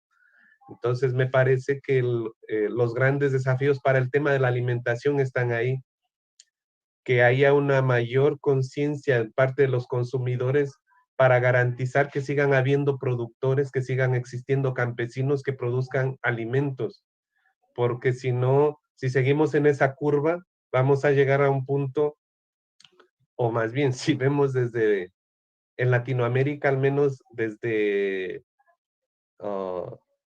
mediados del siglo pasado, un ascenso acelerado de crecimiento de la población urbana y en contrario un descenso de la población campesina, procesos de descampesinización. Y como el campo, la producción agrícola, yo fui a visitar a mi familia hoy en Ecuador en diciembre y estuve en la actividad ahí acompañando a cosechar cebolla roja. Y cuando pregunto, ajá, ¿y esto a cómo se va a vender? Un costal, un bulto grande de, no sé, como 40 kilos. Y resulta que en el mercado esa bolsa de 40 kilos estaba a $4. Ese era el precio que se vendía en el mercado. O sea que teníamos que juntar 4 bultos de esos, 3 costales grandes de esos para pagar un jornal que nos ayude a cosechar la cebolla. Entonces, esas lógicas están mal. ¿Y qué es lo que te ocasiona eso? Esas distorsiones en el mercado, que los campesinos dejen de producir porque están produciendo a pérdida y pues venden sus tierras, migran a las ciudades y quienes producen la comida ahora, las grandes corporaciones. Entonces, creo que hay que revertir, hay que romper esa lógica y garantizar que los productores, que los campesinos tengan condiciones dignas de vivir de su trabajo, que es un trabajo digno, ¿no? El trabajo más digno, creo, es el producir comida. Ya. Sí, gracias. Por eso decía que conocer la persona que te vende los vegetales cambia totalmente las cosas. Es decir, que cuando tú buscas un supermercado, yo, por ejemplo, hace 3 años que no he visto un supermercado, porque hay muchos lugares donde se puede comer, se puede comprar otras cosas de manera diferente, pero tengo que ir en muchos lugares diferentes. Tengo que ir un día que me voy a trabajo, voy a pasar por este lugar donde puedo tomar el papel, porque hay una persona que hace papel, reciclando, hace papel. Hay otra persona que hace, que deja un pequeño pueblo donde podemos dejarlo. Las personas, las tropas que no querían, que no queremos, y nos dejan aquí, y otras personas pueden venir, es gratuito. Hay otra manera, hay muchas maneras de cambiar, de manera de comprar las cosas, pero hay que aceptar que hoy día no se compra todo en el mismo lugar. Tenemos que ir a ver el campesino acerca de la ciudad, y etcétera. Sí. Sí, Ay, Leticia. escuchamos. Hola de nuevo, Leticia, de México. Sí, aquí en la Ciudad de México han aparecido alternativas de hacer cooperativas, precisamente de comprar directo de los productores. Y yo tampoco voy al súper, sino voy a esas cooperativas, que hay varias en esta ciudad. Quizá en otras ciudades del país también las haya, pero creo que es una manera de apoyar a los productores. Sin embargo, eso es nada más en cuanto al consumo. Pero también, como dice Freddy, tenemos que hacer conciencia, porque si nada más lo hacemos nosotros individualmente, pues no se avanza mucho. Entonces el proceso tiene que ser de más conciencia para evitar esta migración de los campesinos que abandonan sus tierras para poder sobrevivir. Pero además el abandono de las tierras no solo por eso, sino por el extractivismo y por las personas, las industrias madereras que fuerzan a los campesinos a salir de sus zonas. Entonces, y la por la violencia. Y la privatización de la tierra, que antes era comunal y de repente se convirtió en privada. Todo eso, y claro, hay militarización y hay fuerzas paramilitares que agreden a los campesinos. Ese es el video que yo quería enviar, pero no sé cómo enviarlo, sobre los zapatistas que están siendo agredidos por paramilitares, muy probablemente relacionados con esas industrias. Gracias, Leticia. Si querés, si tenés el link del video, podés mandarlos. Y bueno, vamos a ver lo que podemos hacer. ¿Pero cómo lo mando? ¿En el chat? Ah, estás en el celular, entonces es complicado. Bueno, trataré de hacerlo desde mi computadora, pero si me dicen cómo. Lo podés mandar en el chat, o si querés te doy una dirección mail. ¿Querés una dirección mail? Sí, una dirección mail sería perfectísima. Bueno, te mando esto ahora mismo sobre el chat.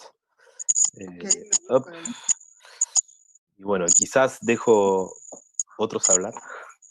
Ok, sí. Mark, sorry, we are speaking Spanish now.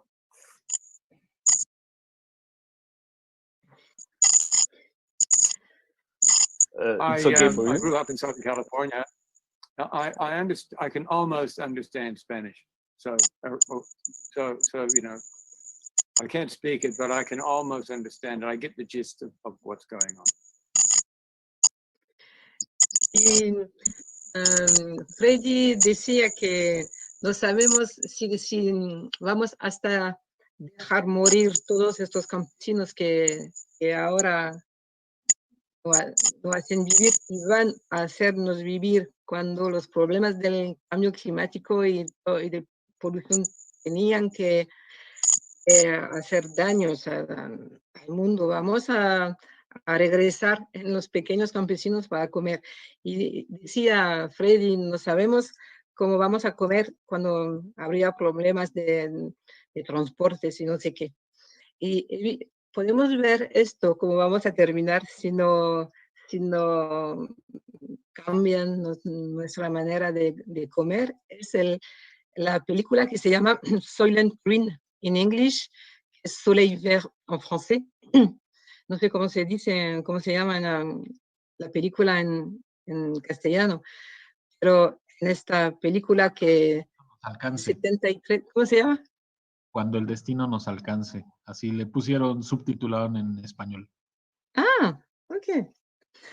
Y en esta película de 73, es decir, que ya sabíamos antes lo que va a ocurrir continuando en esta vía. Y en esta película podemos ver casi la vida que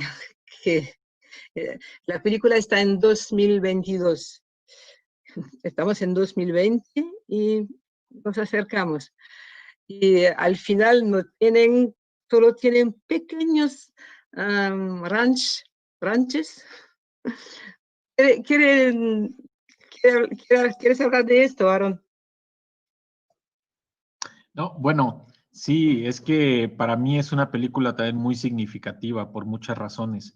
Yo la vi cuando tenía 7 años probablemente y me dejaba una imagen del mundo donde el alimento era la clave del futuro y no había un futuro porque resulta que la gente se ve en la historia que prefirió invertir en muchas otras cosas como construir grandes edificios, desarrollar vehículos mucho más pues elegantes incluso y enfocarse en un montón de cosas y el campo fue perdiendo pues importancia para las sociedades. Las sociedades siguieron creciendo, pero llega un momento en el que incluso producir un pedazo de carne es carísimo. Es imposible para la mayoría de la gente poderlo adquirir. Por eso es que desarrollan estas galletas que les llaman Soylent Green, ¿no? Y hay Soylent amarillo para quienes no tienen recursos económicos para poder comprarlo. Y existe otro tipo de alimentos mucho más procesados y más baratos, pero no siempre hay.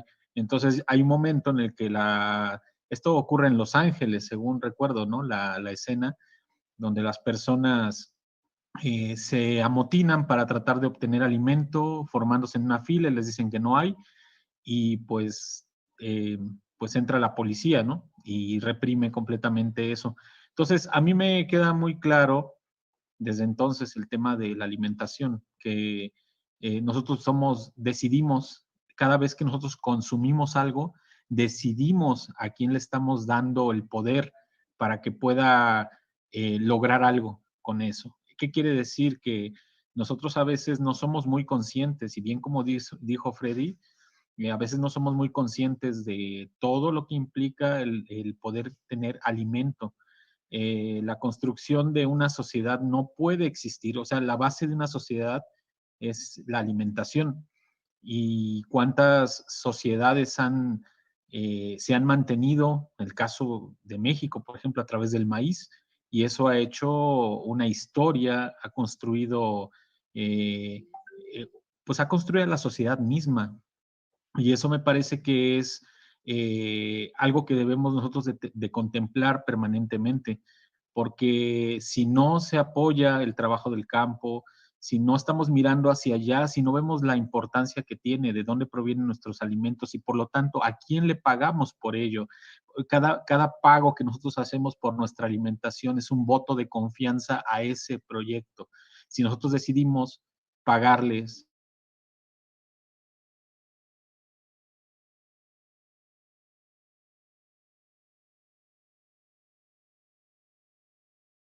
ya de votar, que está bien la democracia, pero la verdadera democracia está en lo que nos llevamos a la boca.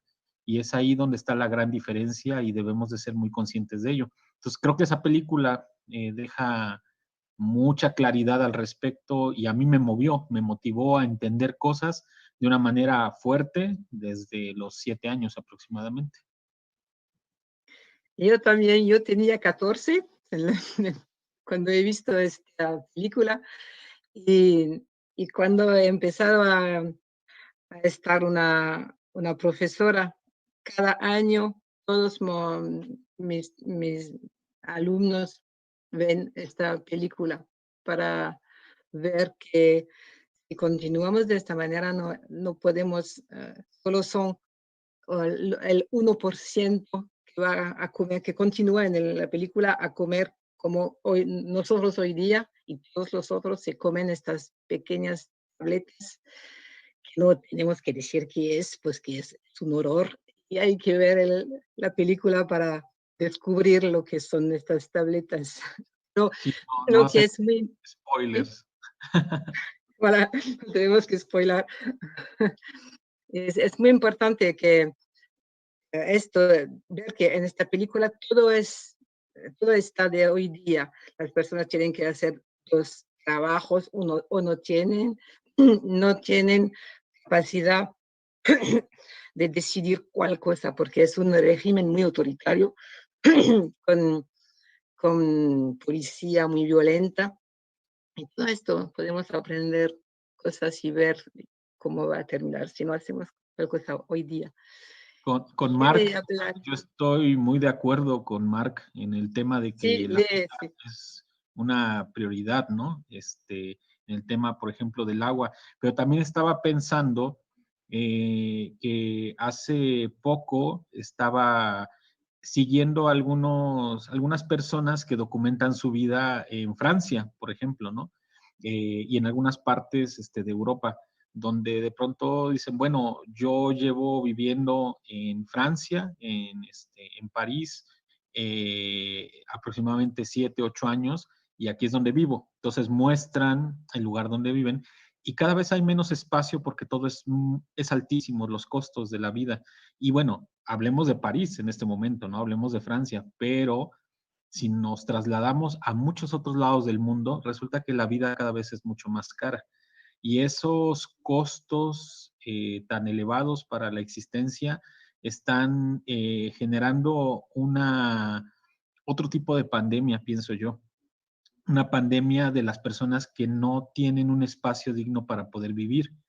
Y eso es algo que también la misma película que mencionábamos de Soylent Green tiene, ¿no? Presenta que la gente duerme, mucha gente duerme en los pasillos de otros edificios donde ellos no son dueños de nada, pero es probable que tengan que pagar aún así por estar ahí, pero viven en los pasillos y no tienen absolutamente nada, ¿no? Entonces, alguien que sí tiene un departamento tiene que brincarlos y caminar encima de la gente que se queja porque ya los pisaste, porque ya los pisaron, para poder entrar a su casa, ¿no? Entonces, eso es una realidad. Veía hace poco un documental que se llama One Billion, me parece. Hablaba sobre la perspectiva de la humanidad hacia el año 2050. Esto es real, no es ficción. Y dicen, en el 2050 seremos 1 billion people, ¿no? No, 1,000 billion people, ¿no? Y esa cantidad de personas vamos a estar en el mundo. Y debemos de pensar qué va a pasar con la humanidad en ese sentido, porque tenemos la capacidad de la alimentación para todos. Según desde la perspectiva de este material, dicen que no.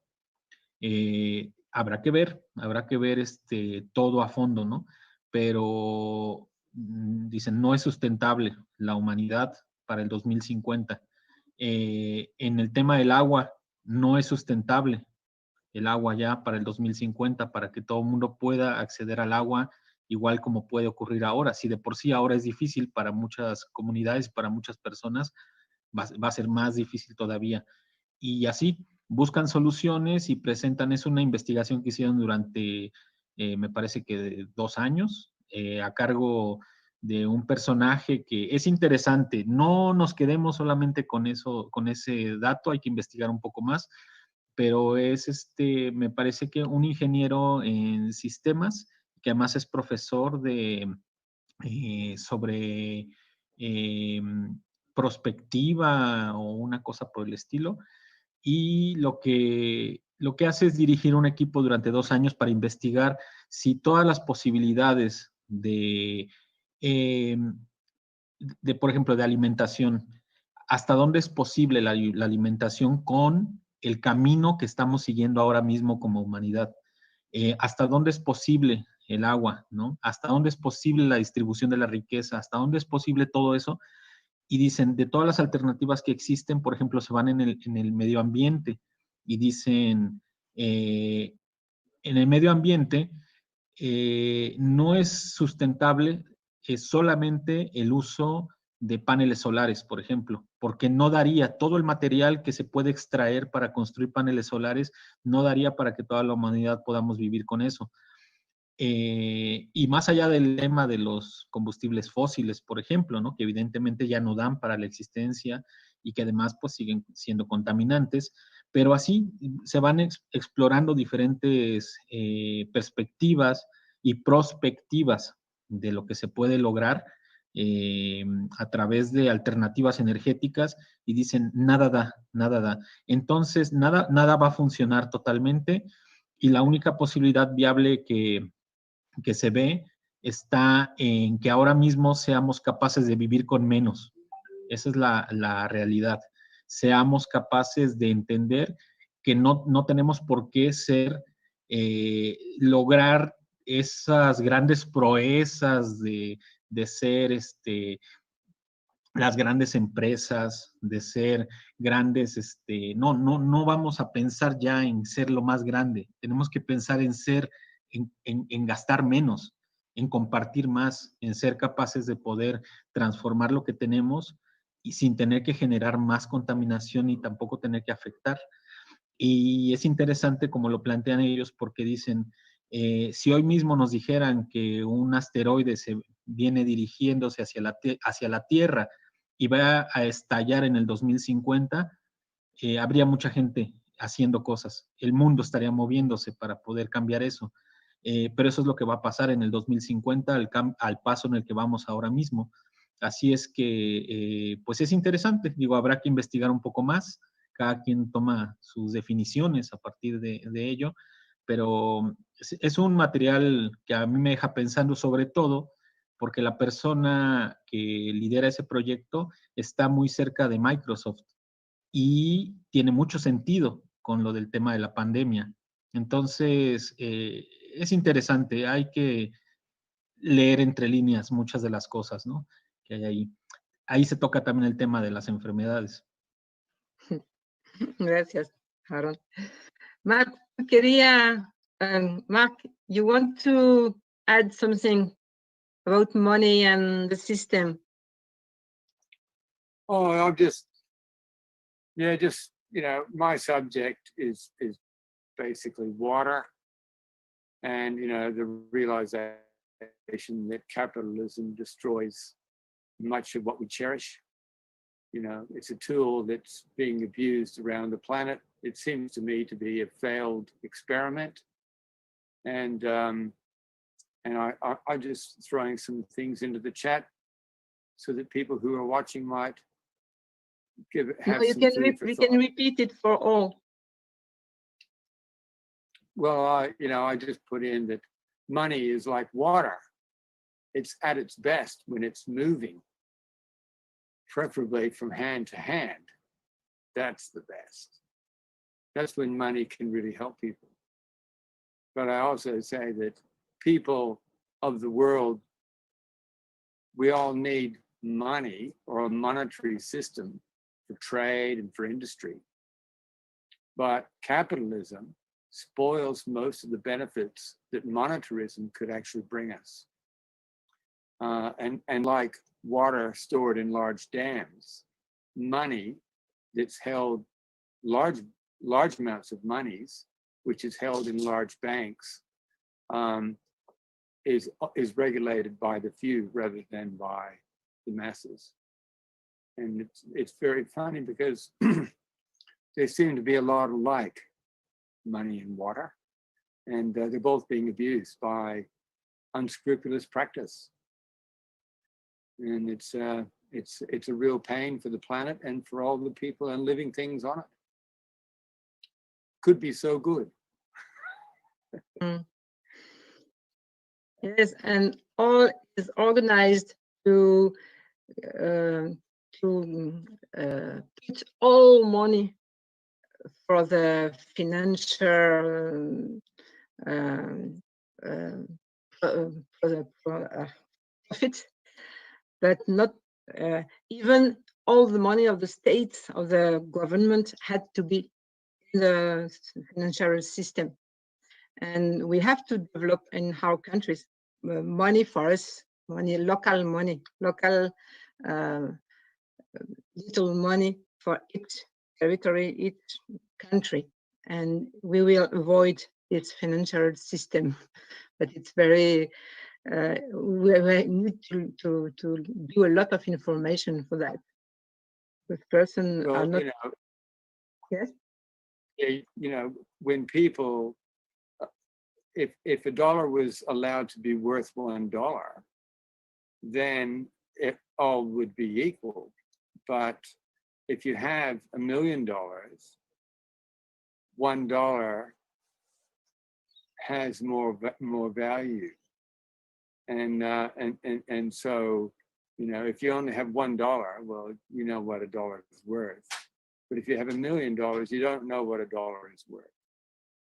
But anyway, it's something that we have to pass through. I think I call it the fiscal fiasco, the whole world economy. And it is a fiasco. It's a total mess. And I think it is a failed experiment. It'll be interesting to see how we clean up the mess and get our feet back on the ground. I'm sure we will. Jan, do you want to? Yes. Some friends from Africa sent us some nice videos, because with some parts in Africa the connection are not really good, so they prefer to send us than come, because they can be surprised and start to talk and be cut. So we are going to share with you and with our live some video of some farmers. Maybe Isabel, you can just talk about them. Yeah. Two minutes. I talked about him just before, and I liked very well what Freddie was saying about the farmers, the campesinos. No, in English. Farmers can make the protect the grass, the climate. Big farmers destroyed the climate, but little farmers can protect it with their culture. And Victor, we will see him now, is struggling in every kind of categories of struggle. And I don't know which video, because I think he sent 4 videos. You can choose one, but he's talking about all systems, all the system du commerce mondial, comment on dit, the trade, international trade. Perhaps this one, I don't know. Okay, thank you, Isabel. So we are going to share the video now. Normally they are starting to share it. We have always some seconds of difference, so 1 minute of difference with the live. But Graham, you are come back. We are going to do another break now. So, but we are going to share videos from friends of Africa, farmers who are struggling day per day. So yeah. Cool. Okay, perfect. I hope they are sharing.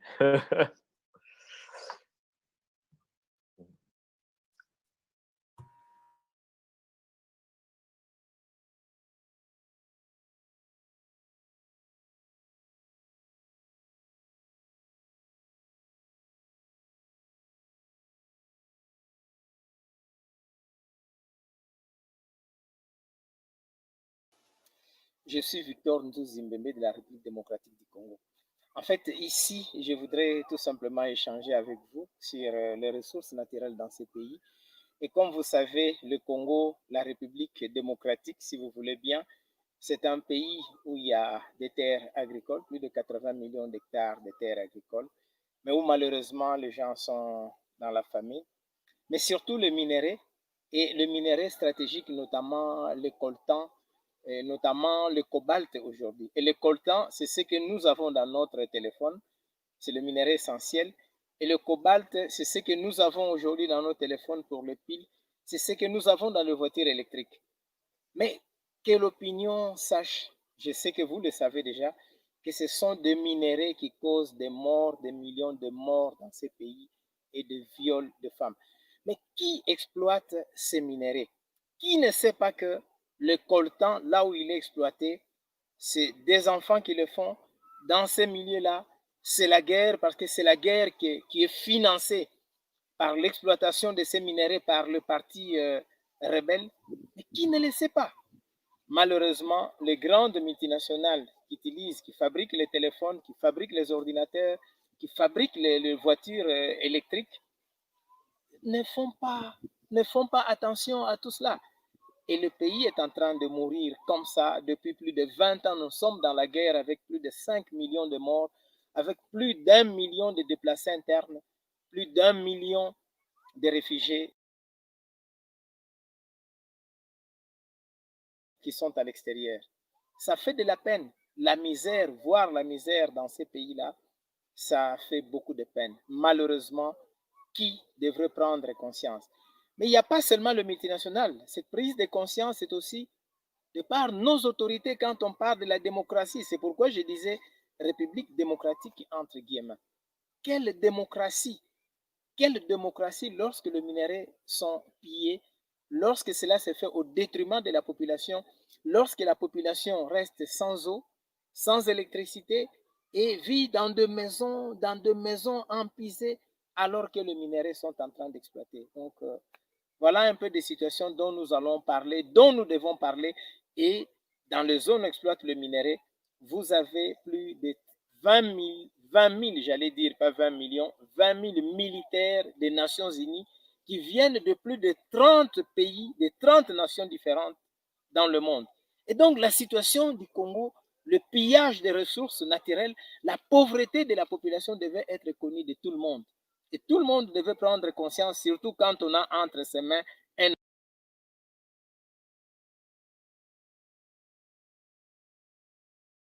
ordinateur ou bien un téléphone portable, un smartphone. Malheureusement, la population est en train de mourir à cause de ces minéraux et nous devons tous nous souder pour que cela cesse. Mais voilà, si nous prenons la cartographie de ces minéraux, le coltan, c'est à l'est du pays, dans le Kivu, une partie dans l'Ituri. C'est à la frontière du Rwanda, c'est à la frontière de l'Ouganda. Et vous verrez que le comptoir d'exploitation ou le traitement du coltan, le premier traitement, c'est au Rwanda. Et toutes les multinationales savent que ce coltan vient du Congo. Et ils savent qu'à Beni, en Ituri, c'est tous les jours qu'il y a de morts. Mais voilà. Et quand les Chinois s'installent comme ça pour piller la Chine, les multinationales chinoises, ce sont les Américains qui viennent, qui disent aussi que nous devons prendre notre part. Sinon, ce sont des Allemands qui disent, ah oui, nous allons construire 10 000 kilomètres de chemin de fer au Congo et pendant 30 ans, et il nous faudra des minéraux. Donc,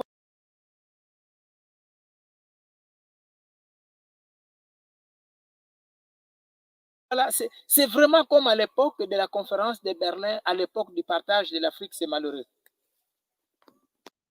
Lorsqu'on parle de la RTC, les gens disent que c'est un scandale géologique. C'est comme si on disait, oh, C'est tout ce qu'il y a comme richesse, comme minerai, l'or, le diamant, le cobalt, l'étain, le manganèse, la terre, tout ça au Congo. Mais la pauvreté, c'est la pauvreté extrême dans ces pays. C'est la pauvreté extrême. Le pillage des ressources est vraiment systématisé et c'est officialisé, c'est internationalisé, c'est normal. Les enfants vivent dans la misère, dans la pauvreté. Il n'y a presque pas de route. Mais c'est tout le jour que le coltan est en train de partir. Tout le jour que l'or est en train de partir. Le cuivre est en train de partir.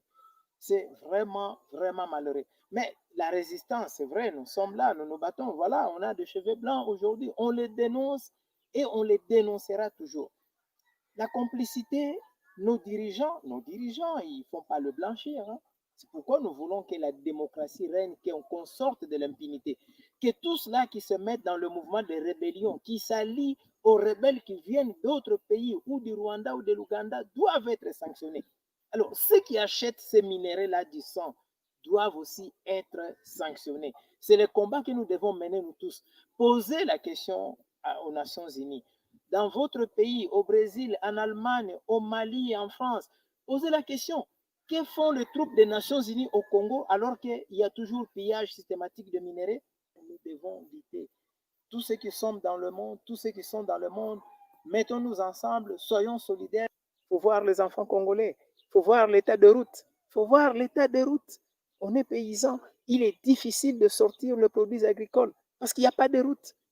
Il faut voir nos centres de santé, il faut voir l'eau potable. Quelle eau les Congolais prennent? Le pauvre. Malheureusement, dans le monde, le minerai est en train de circuler. Mais quand ce sont des individus qui circulent, on dit, ah non, halte, il faut même construire des murs et qu'on sort des barrages. C'est malheureux. Je voudrais qu'on fasse attention lorsque nous sommes en train d'utiliser nos téléphones, lorsqu'on est en train d'utiliser les ordinateurs, lorsqu'on est en train d'utiliser les caméras, qu'on sache qu'il y a des gens qui sont en train de mourir quelque part. Il y a des femmes qui sont en train d'être violées quelque part. Il y a des enfants qui sont dans des mines. Et ces enfants-là n'étudient pas. Quel est l'avenir lorsque les enfants n'étudient pas? Mais ils sont dans les mines pour exploiter le coltan, pour exploiter le cobalt, pour exploiter l'or, les diamants. Quel est l'avenir de ces enfants? Donc, une fois de plus, un autre monde est possible et nous sommes là. N'arrêtons pas notre combat, nous devons continuer à nous battre.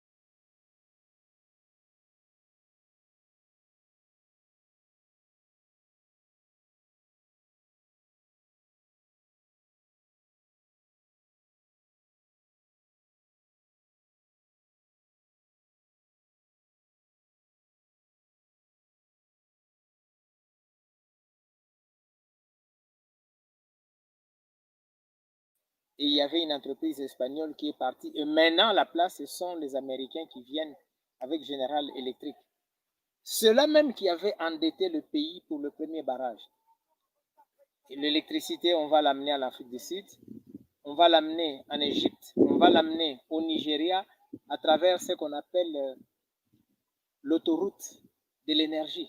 Donc, vous voyez la carte de l'Afrique vers le Nigeria, vers l'Égypte, vers l'Afrique du Sud, autoroute de l'énergie. Et tout cela au détriment de la population. Donc, nous disons, il est temps qu'on sorte de ces grands barrages pratiquement inutiles. Sinon, alors, c'est des barrages qu'on doit construire pour traiter le minerai congolais, pour transformer le minerai du Congo, pour transformer le produit agricole du Congo. Et chacun de nous doit faire attention à cela, surtout à l'impact environnemental. On parle du changement climatique, on parle de protection de l'environnement, mais voilà, ce sont des grandes entreprises, ce sont des grandes multinationales, ce sont des grandes puissances qui se mettent maintenant dans ce qu'ils sont en train d'appeler autoroutes. On ne peut pas continuer à voir les lignes à haute tension qui passent au-dessus de maisons. Le paysan regarde ça comme s'il regardait un oiseau. Les courants passent. Et entre-temps, on doit déforester. On va couper, on va couper, on va couper. C'est vraiment, on coupe la forêt, on détruit la forêt, alors que si on avait de l'énergie dans les maisons, on aurait résolu ces problèmes. Cette histoire d'énergie électrique et des grands barrages qu'on doit construire, ça, parfois, ça nous fait mal au cœur. Le barrage Inga 1, Inga 2, aujourd'hui Kinshasa a plus de 12 millions d'habitants. Il y en a même qui parlent de 15 millions d'habitants. Les gens n'ont pas de l'électricité. Et les conséquences, comme je disais, vous avez toutes les forêts autour de Kinshasa et des autres grandes villes qu'on est en train de détruire pour faire de la braise, le bois de chauffe, la braise, le charbon de bois pour la cuisine. Donc, on est en train de détruire pratiquement tout l'environnement parce qu'il manque de l'électricité à Kinshasa. Il manque de l'électricité dans nos grandes villes. Alors que nous avons un grand barrage pour lequel nous payons, jusqu'aujourd'hui, nous continuons à payer des dettes. Voilà maintenant, on parle encore d'un autre barrage avec 14 milliards de dollars de dettes. Et la Société nationale d'électricité devra acheter du courant à ces entreprises-là qui vont construire le barrage. Pendant 25 ans, s'il vous plaît. Ces entreprises vont gérer le projet, le barrage qu'ils vont construire pendant 25 ans. Et pendant tout ce temps, la Société nationale d'électricité devra acheter de l'électricité chez ces entreprises-là et revendre aux Congolais. Vous vous imaginez? Et comme on a libéralisé le secteur, cela veut dire tout simplement que la Société nationale d'électricité va disparaître. Et l'électricité devrait aller, les 2/3 devraient aller en Afrique du Sud et chez ceux qui ont des grandes entreprises de minerais, sinon aller vers l'Égypte. Plus de 5000 km, amener l'électricité sur 5000 km. Vers le Nigeria, sur plus de 2000 km. Vers l'Afrique du Sud, sur plus de 2000 km. Non, il y a de quoi réellement devenir fou dans ce monde. Et tout cela, c'est pour les intérêts de multinationales, parce qu'avec ça, au moins, ils savent qu'ils ont mis leur argent en sécurité, et comme le Congo a de minerais, la dette sera garantie par le Congo, la République démocratique du Congo. Si on n'arrive pas à payer, eh bien, on prendra le minerai, on prendra le bois. Non, ça fait beaucoup de peine. Donc, nous devons réellement nous réveiller, prendre conscience et dire non à tout ce qui rend encore à ce 21e siècle de peuples esclaves des multinationales. Merci. Oui, c'est parfois difficile de voir les paysans qui sont juste à côté de la ligne à haute tension ou de la ligne à moyenne tension. Comme vous voyez derrière moi ici, cette ligne va vers le centre de recherche agronomique. Mais les paysans, malheureusement, n'ont pas l'électricité. Parce par manque de politique énergétique pour le milieu rural, pour les paysans. Et ça fait beaucoup de peine. Donc nous voulons qu'il y ait de l'énergie.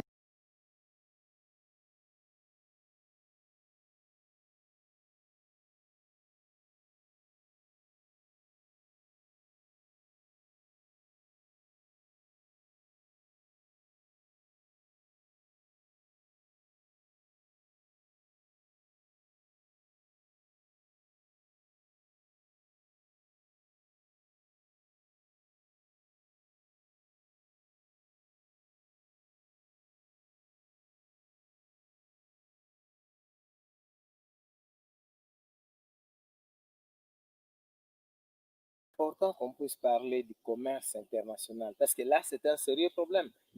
Vous savez, jusqu'aujourd'hui, quand on parle de l'Afrique, dans le commerce international, l'Afrique ne représente que à peine 4%. Et pourtant, je prends le cas du Congo où nous avons des minéraux stratégiques tels que le coltan, le tantal qui produit le tantal qui nous aide à faire le téléphone, à faire les ordinateurs, à faire les caméras et dans l'industrie aéronautique et consorts. C'est un minerai stratégique. Ça va au Congo. Le cuivre, les millions de tonnes qui vont aux États-Unis, qui vont en Chine, qui vont en Europe. Le bois qui va en Europe, qui va en Chine. Mais tout cela ne représente rien au niveau du commerce international. Les prix d'ailleurs sont toujours fixés ailleurs. Vous prenez tout ce pétrole dont on a parlé comme produit, pratiquement ça ne représente rien. L'or, les diamants, le cuivre, le cobalt, quand vous prenez le bois. Donc le commerce international, c'est aussi un problème sérieux dont on doit parler parce que tout cela ne sert que le multinational. Et aujourd'hui, il faut qu'on parle aussi d'un aspect important. Les zones économiques spéciales qu'on installe partout en Afrique. Nous en avons au Congo, la zone économique spéciale de Maluku, où les investisseurs vont s'installer, attirer les industries dans cette zone-là, et ces investisseurs-là, ces multinationales qui vont s'installer pour soi-disant acheter nos matières premières, produire des produits finis, excusez-moi pour la tautologie, et les exporter sans droit de douane. Ils vont importer le matériel sans droit de douane. En fait, qu'est-ce que cela veut dire? Cela veut dire tout simplement que nous resterons toujours à produire les matières premières sans transformation et nous devons perdre les taxes douanières, les taxes fiscales, parce que dans ces zones économiques spéciales, ils auront l'exonération des taxes et des fiscs pendant 10 ans ou pendant 15 ans. C'est ce qui est écrit dans tous les documents. Donc ça, c'est important. Vous prenez la zone africaine de libre-échange, la zone continentale. Mais nous nous demandons qu'est-ce que nous allons échanger. Aujourd'hui, avec la délocalisation, beaucoup d'entreprises chinoises, beaucoup d'entreprises européennes ou américaines peuvent s'installer au Nigeria, peuvent s'installer au Rwanda, peuvent s'installer au Congo-Brazzaville, et bien, venir vendre leurs produits dans différents pays d'Afrique. Parce que ça sera une production soi-disant africaine. Donc là aussi, il faudrait que nous, au niveau de l'Afrique, et tous les activistes du monde fassent attention. Donc voilà un peu ce que je voulais dire sur le commerce international où pratiquement nous ne représentons rien alors que les minéraux partent, le bois part et même les produits agricoles partent. Ce problème international est vraiment crucial pour l'Afrique. Vous imaginez, nous par exemple au Congo, vous avez presque 30 à 40% des taxes douanières et des taxes fiscales, mais qu'on va perdre avec la zone de libre-échange. Et ces entreprises qui s'installent dans les zones économiques spéciales ou bien qui vont travailler dans le cadre de libre-échange, souvent ce sont des entreprises qui viennent de l'Europe, qui viennent des États-Unis, qui viennent de la Chine, qui s'installent dans un pays d'Afrique et qui vont profiter de ces libéralisme de la zone de libre-échange, bien de ce libéralisme de la zone économique spéciale. Donc, en fait, c'est une tricherie. C'est une tricherie. Il y a aussi un problème pour lequel nous devons parler. La prise de conscience dans nos différents pays, la prise de conscience de nos dirigeants qui doivent comprendre qu'ils ne doivent pas continuer à laisser brader les ressources naturelles de nos pays. Pourquoi avons-nous des universités? Pourquoi avons-nous des écoles? Nous devons nous libérer. Nous devons nous libérer. C'est une révolution où même s'il faudrait fabriquer, je ne sais pas, des véhicules qui doivent rouler avec des feuilles de manioc et qu'on sort, il faut qu'on arrive. Il faudrait qu'on y arrive. Mais si nous devons toujours attendre cette dépendance-là extérieure, je crois que malheureusement, nos dirigeants-là, il faut les avoir. Hein, quand on voit comment les élections se passent dans notre pays, et c'est plus que pitoyable. Mais on ne libère pas un peuple se libère. Donc là, je lance un appel aux jeunes d'Afrique. Ça me fait de la peine à voir des cheveux blancs comme ça, ayant milité pendant plus de 30, 35 ans dans ces combats, et l'Afrique continue à vivre comme ça me fait de la peine. Mais je garde espoir. Donc, que nos jeunes, ceux-là qui étudient, comprennent que aujourd'hui, le système international, c'est un système pourri, gâté. C'est un système aux dépens de l'Afrique, aux dépens des pauvres. Et les pauvres doivent se libérer. Ça ne sert à rien de parler des indépendances. Il faut que le commerce redevienne juste. Et là, il faut une grande révolution pour que ceux-là qui étudient sachent que les études, c'est pour des innovations. Et ces innovations, il faudrait commencer même avec le matériel rudimentaire. Voilà, par exemple, ça c'est l'artémisia. On en parle, l'artémisia, on en parle. Mais cette artémisia-là, nous en avons, la plante est là. Mais comment la transformer? Et ce sont d'autres qui viendront les transformer et qui vont s'imposer dans le monde. Donc nous devons prendre conscience. Prenons conscience et avec la solidarité internationale, j'espère que ce commerce redeviendra un jour juste avec nos propres produits, sinon avec des produits qui seront équitables. Merci.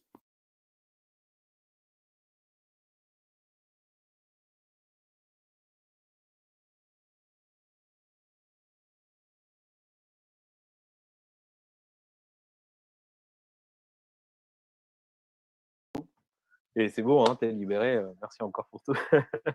Mais merci à toi, vraiment. Je sais que tu es là depuis bien avant moi. Alors, puis en plus, c'est le milieu de la nuit pour toi.